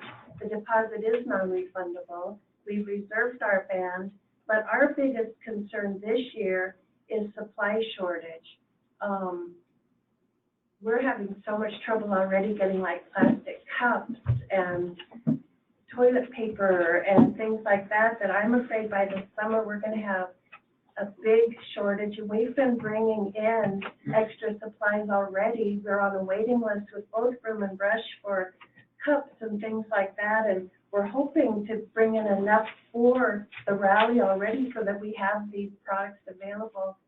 We're looking at thousands of dollars. If we don't have our street dance, I don't want to bring in all this extra supplies, which we right now don't even know when the arrival date is. So postponing us to January may not seem that big to you, but it's a big event for us. We've already got a lot of money invested into this year.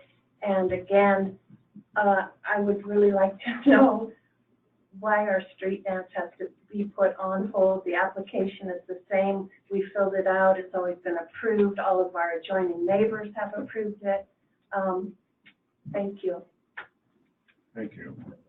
Public comments on postponing the camping at the rodeo grounds until January 11th.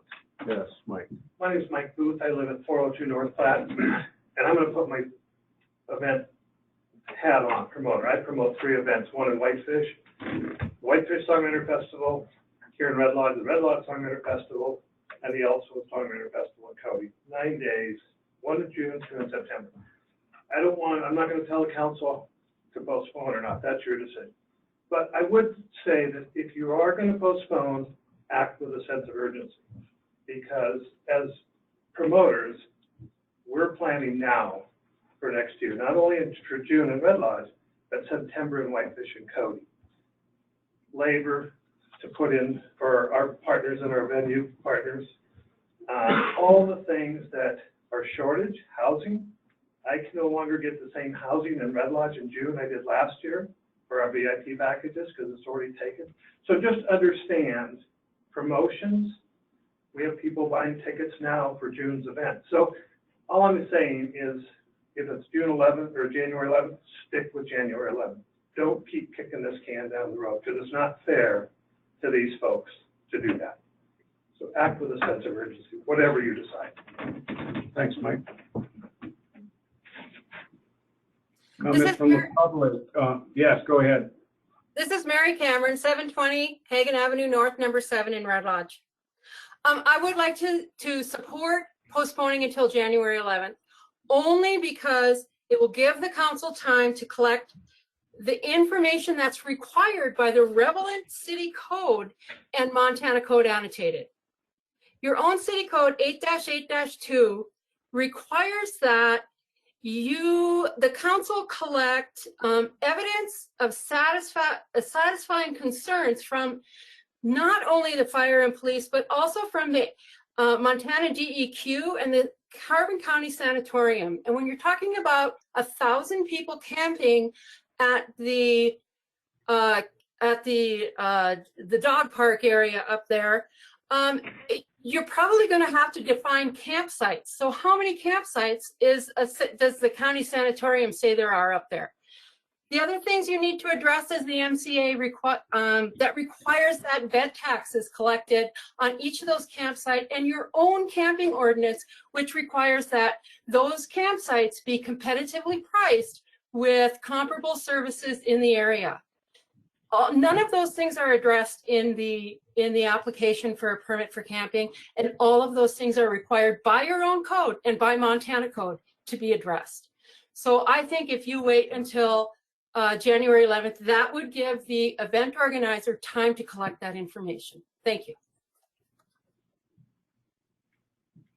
Terry. Okay. I'm going to read off of this to make sure I don't go over the 3-minute limit here. Okay, So, give us your name and your address. my name is Terry Durbin, and I'll be a city council member representing Ward 2 in the new year, which I'm looking forward to doing.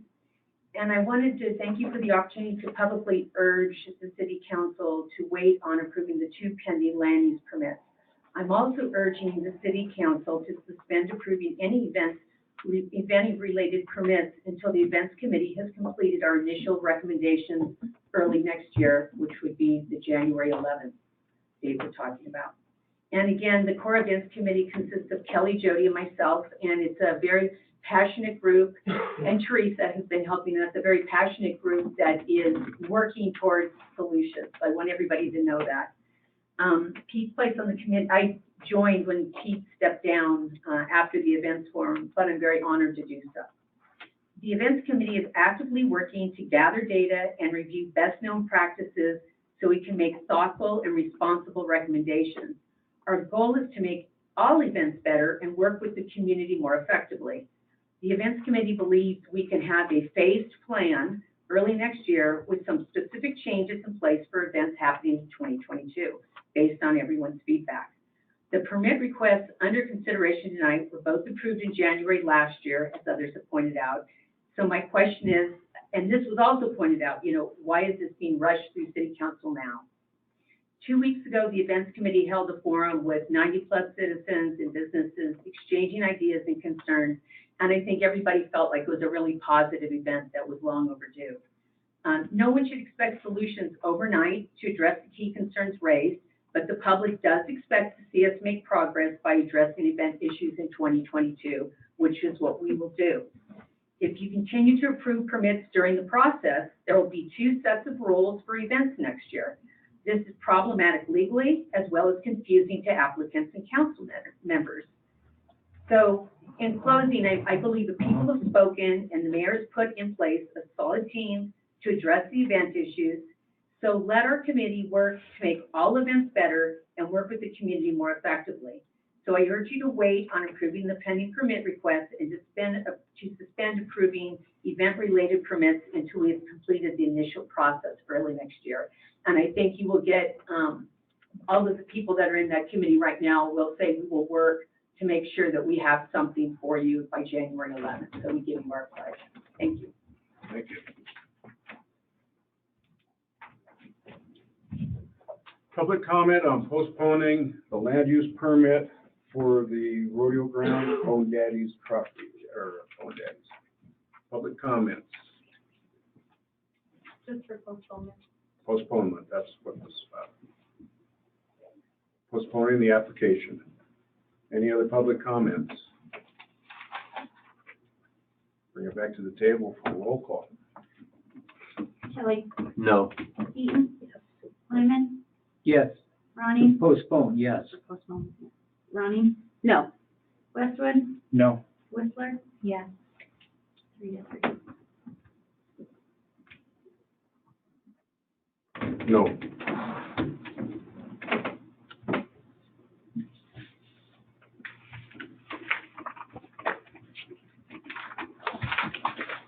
So do we go back to the original motion?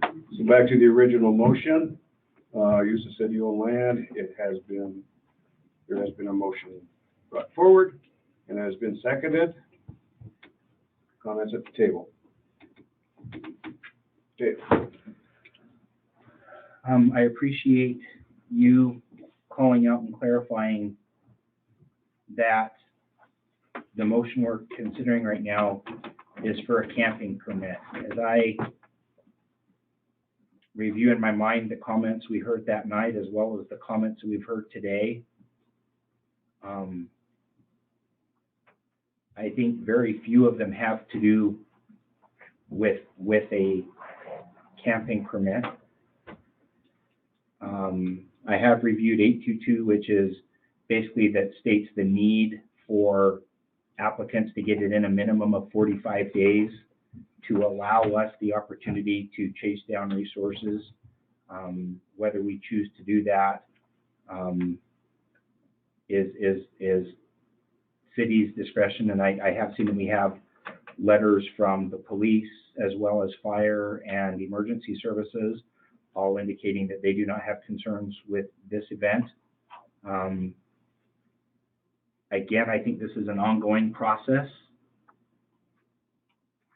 I think that ongoing processes and communication and dialogues happen between two groups with a motivation to work together. If this camping were to move as little as 100 yards west, the city loses a seat at the table. We no longer have the ability to sit down and in good faith work. If we force an organizer to go outside, I think that negatively damages our ability to sit down and have a good faith conversation. I know over the last 4 years, I have nothing but admiration and respect for the feedback that I have seen from the event organizers on this. From my observation, Heather will be the first person to say, if somebody's breaking a law, call the police. If somebody's, and in fact, I am aware and know of occasions where she has done so. She has been the initiator of a call. I'm confident she doesn't want those, and I'm confident she'll continue to work with us. But I don't see where pushing a camping activity outside of the city limits solves any of the problems that we're trying to address. Thank you, Mayor. Other comments at the table? Teresa? I haven't heard of any suggestions to push camping outside of city property that is proposed.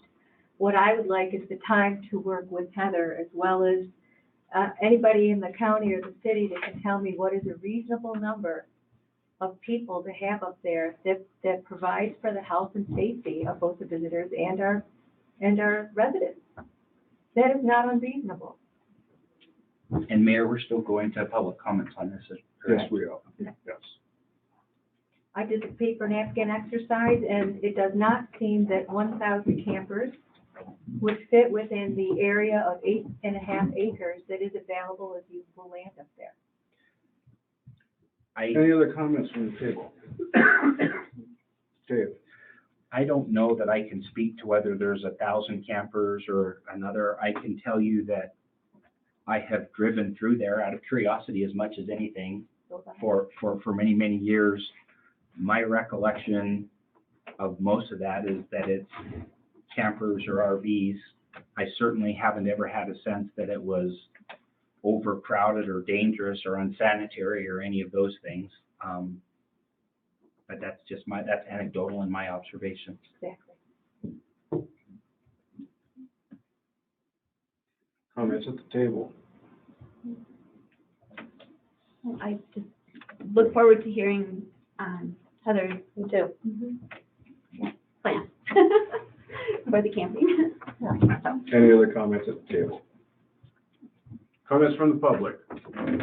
3 minutes, state your name, residence, Heather.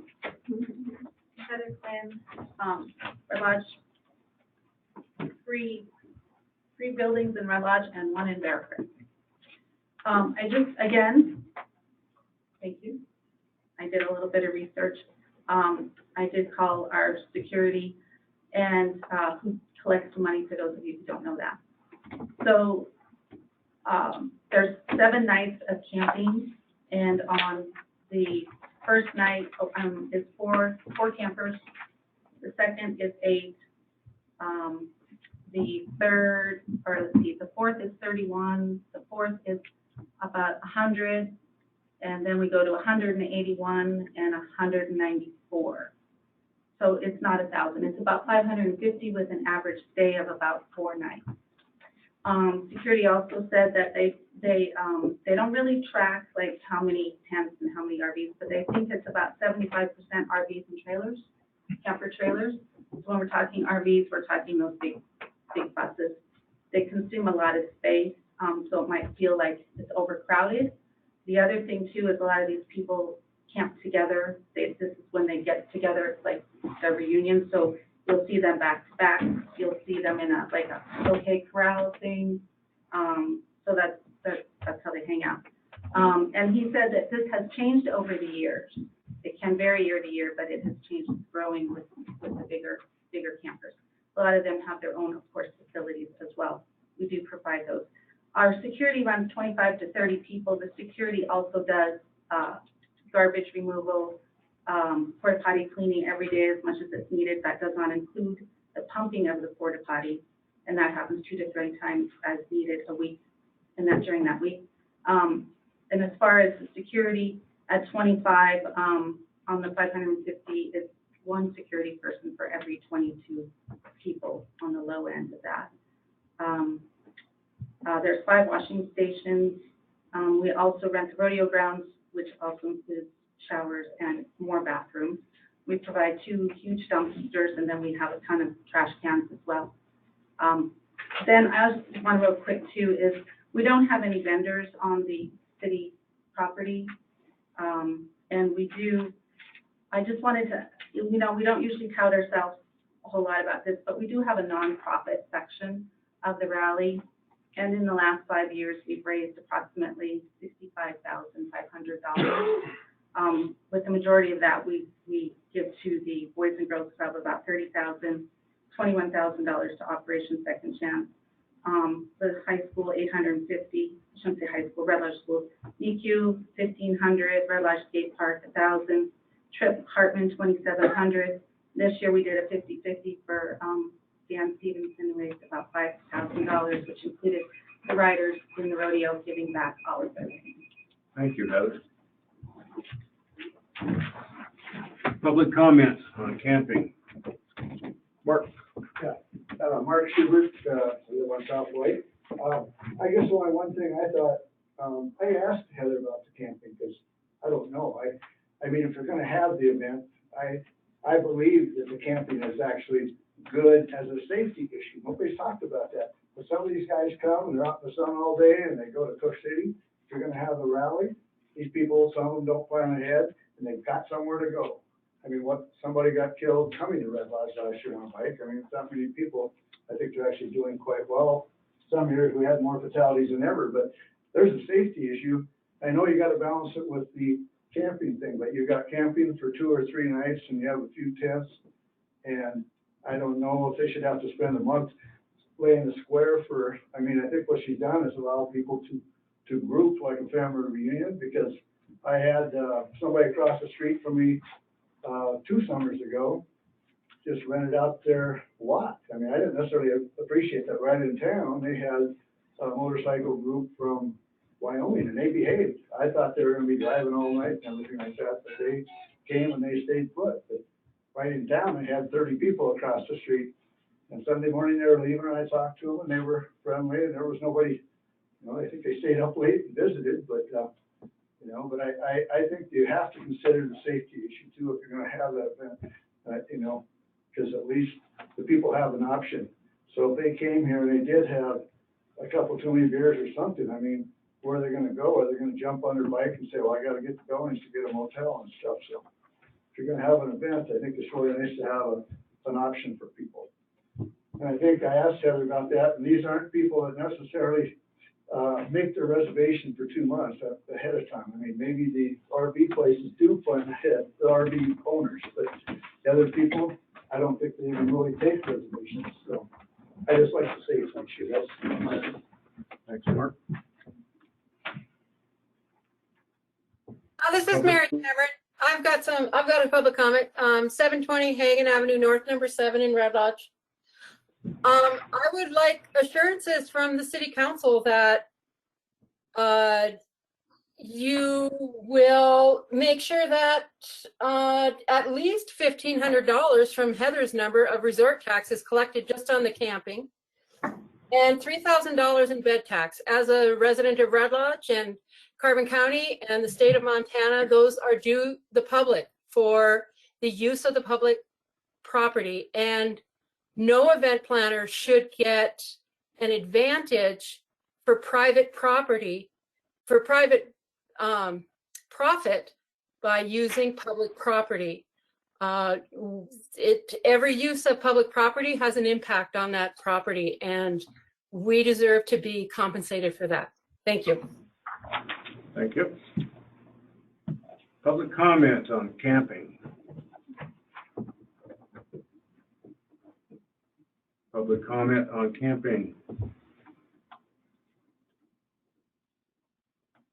Public comment on camping. Back to the table, roll call. Well, sorry, this is Walter Clapp. We closed it, Walter. Well, we closed it, Walter. You're not gonna let me say anything. Yes. Eaton? No. Lyman? No. Ronnie? Yes. Westwood? Yes. Whistler? No. 3-3. Yes.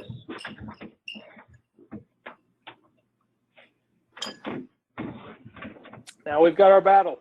Okay, we'll move down to use of city-owned property, Snow Creek Saloon, 13th Street, July 2022. Move to approve the city-owned land permit submitted by Snow Creek Saloon as presented. Second. Discussion at the table.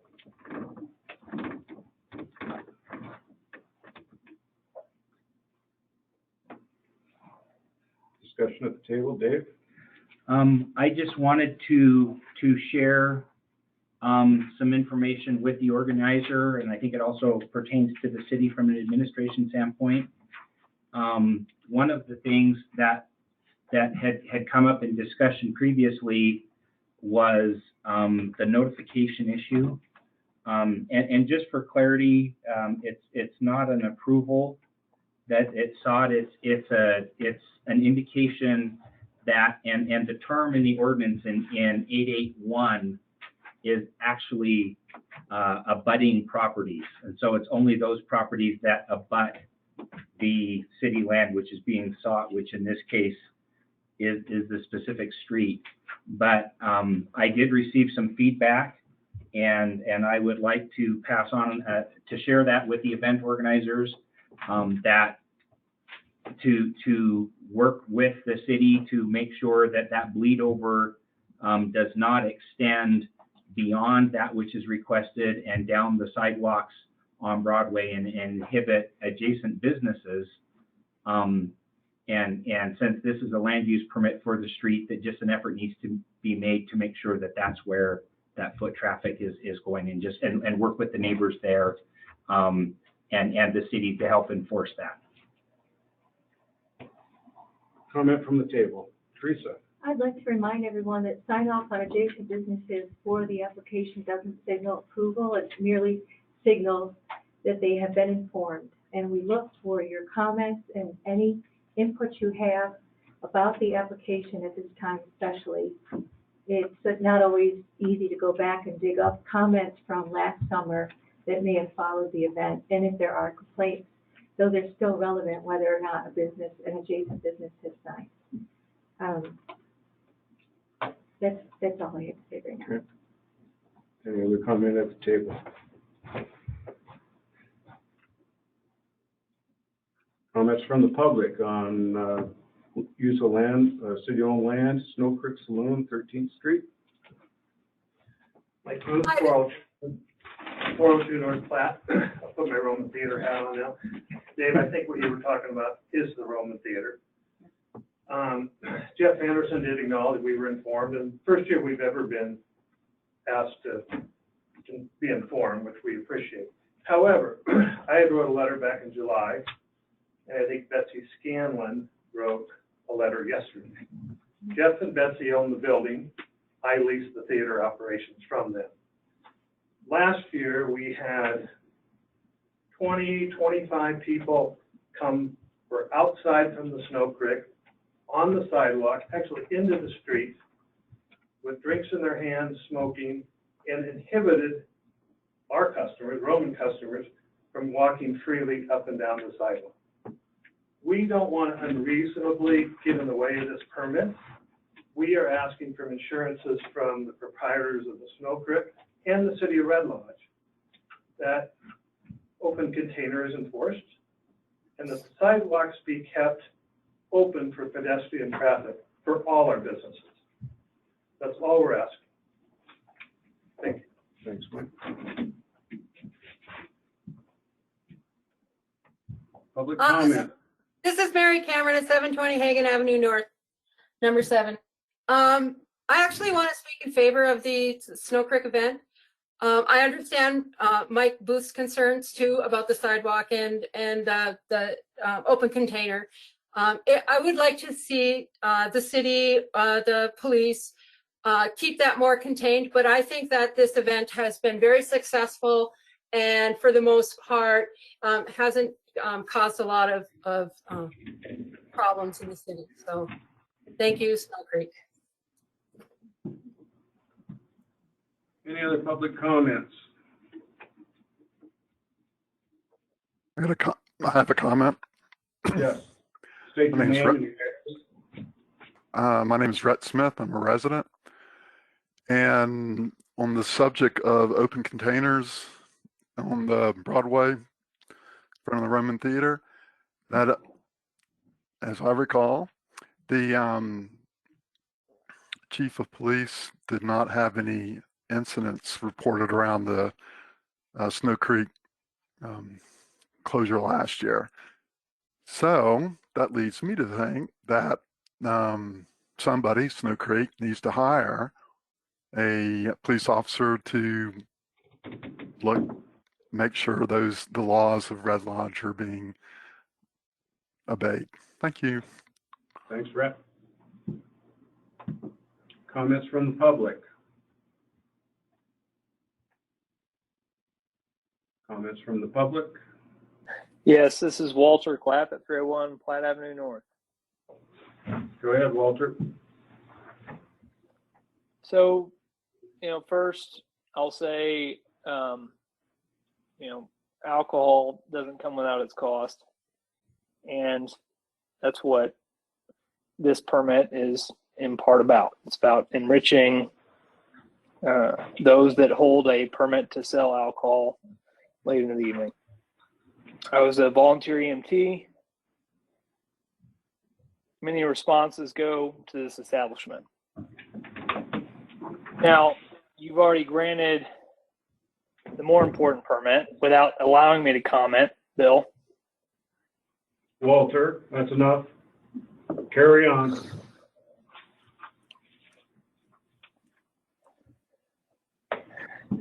The truth is that our town is fine. You started out by saying how good our numbers are with respect to our resort tax collection. Right now, we're in the middle of the slow season. We're all making money.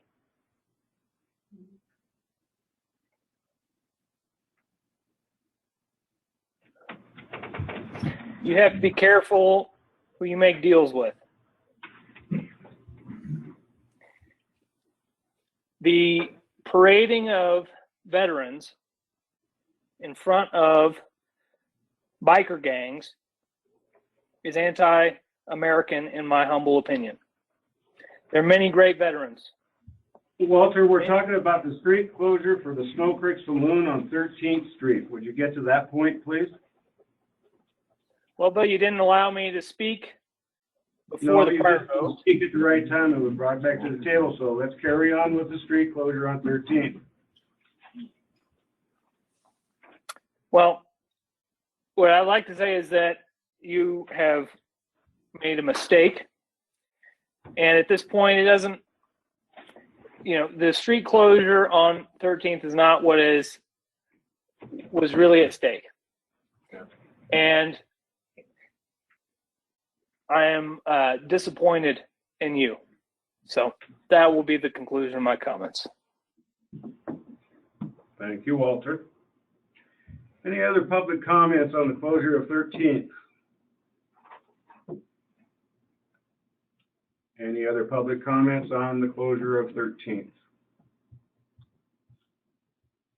Any other comments? Roll call. Curtelli, Yes. Eaton, No. Lyman, Yes. Ronnie? Yes. Westwood, Yes. Whistler? No. Okay, thank you.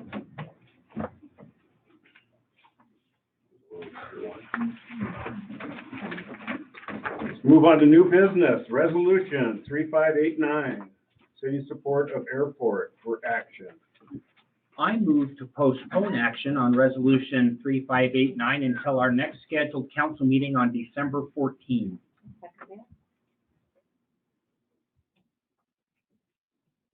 Discussion. We discussed this pretty good, didn't we? Yeah.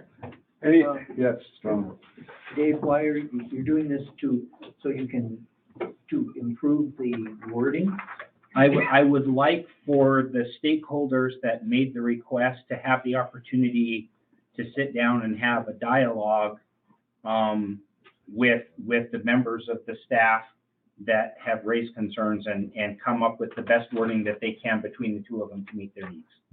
And of course, that will have to go through council. Yeah. Legal counsel. Yeah, well, that's what I meant by staff. Okay.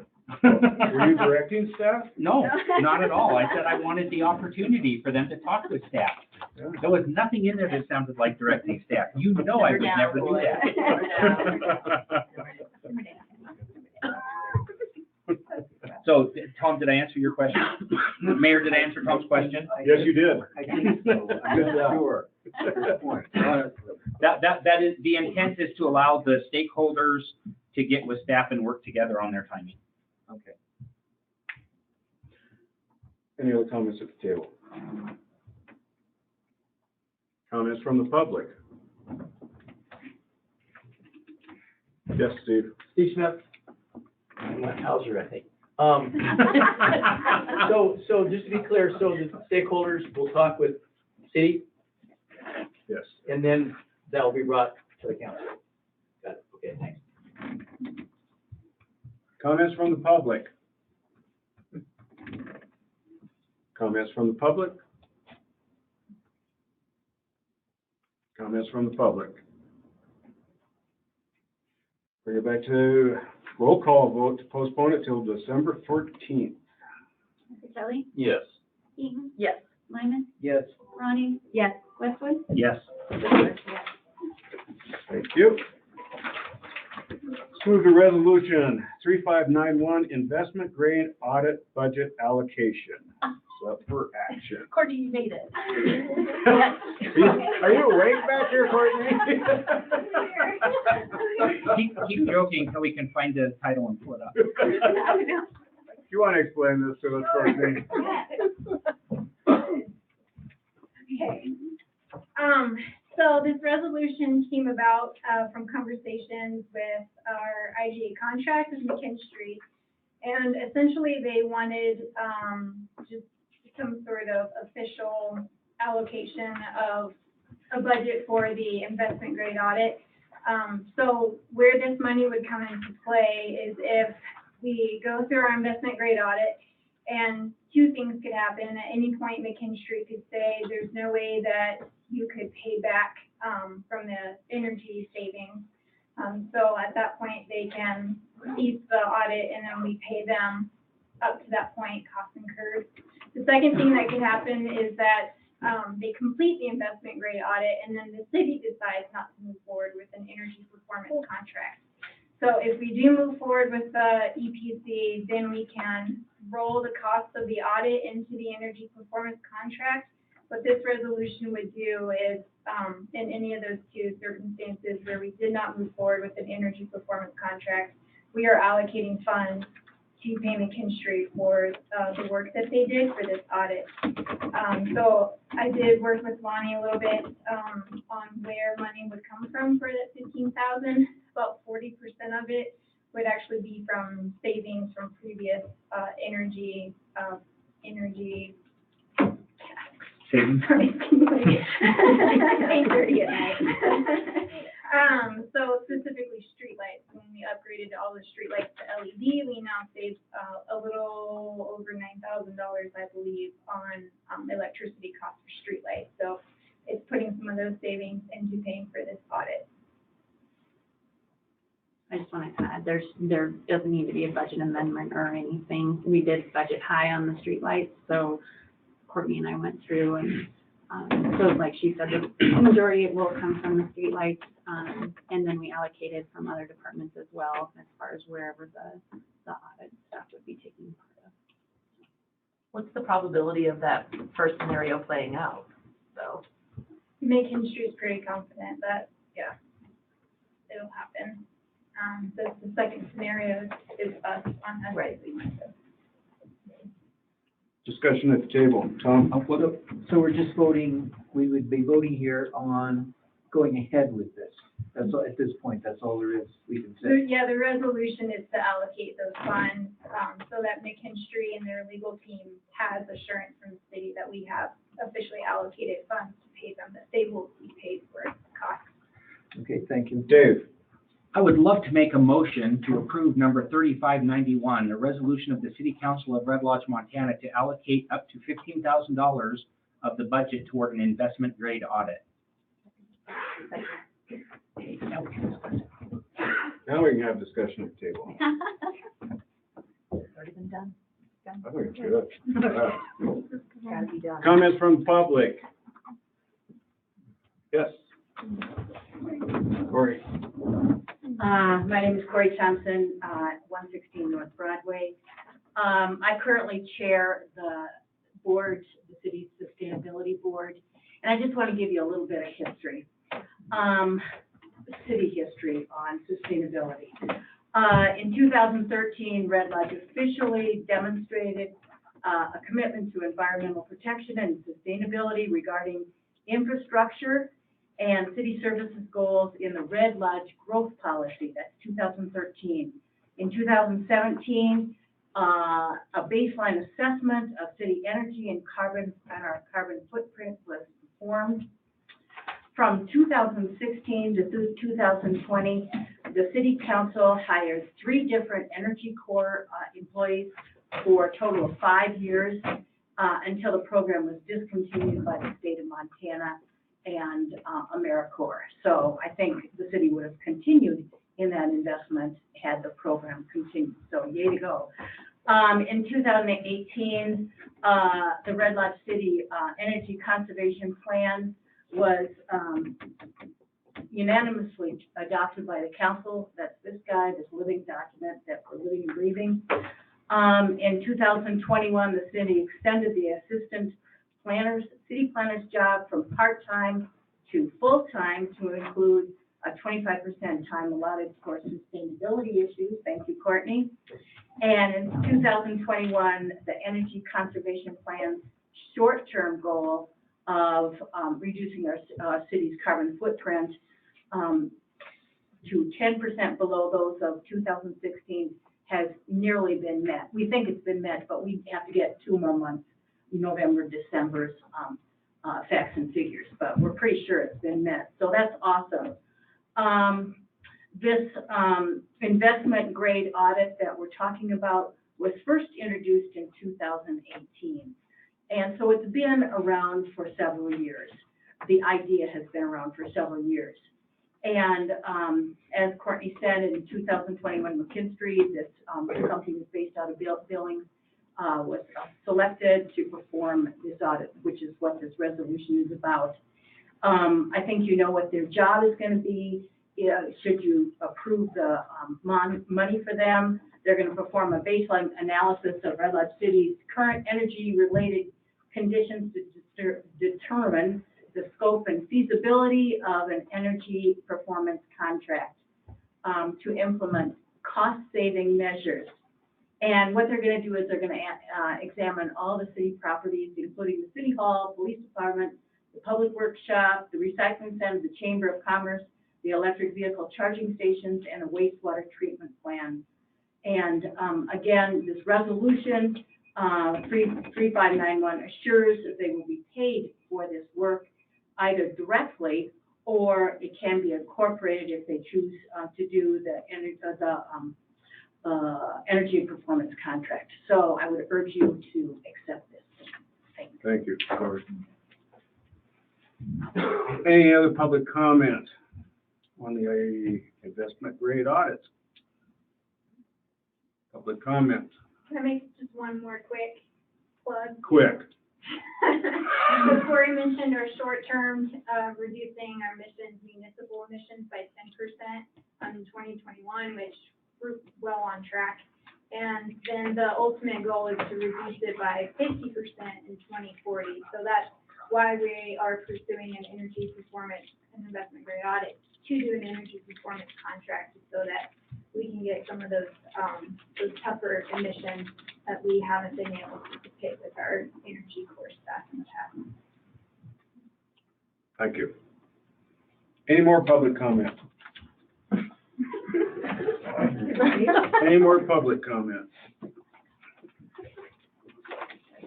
Any more public comment? Roll call. Fratelli. Yes. Eaton. Yes. Lyman. Yes. Ronnie. Yes. Westwood. Yes. Whitworth. Yes.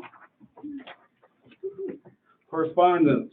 I think everybody's been copied in on correspondence. Any other correspondence from council? I'd just like to share that there was a thread that I received that had originated with council, and by the time it's gone around, I considered that it probably constituted electronic quorum, and I forwarded that on to Lonnie for inclusion in the next version of minutes that comes out. So thank you for your efforts on keeping up with all that one. Any other correspondence? Number 11. I move to adjourn the meeting. Me too. Second. Thank you, everybody. Well, Great, you have to call for backup.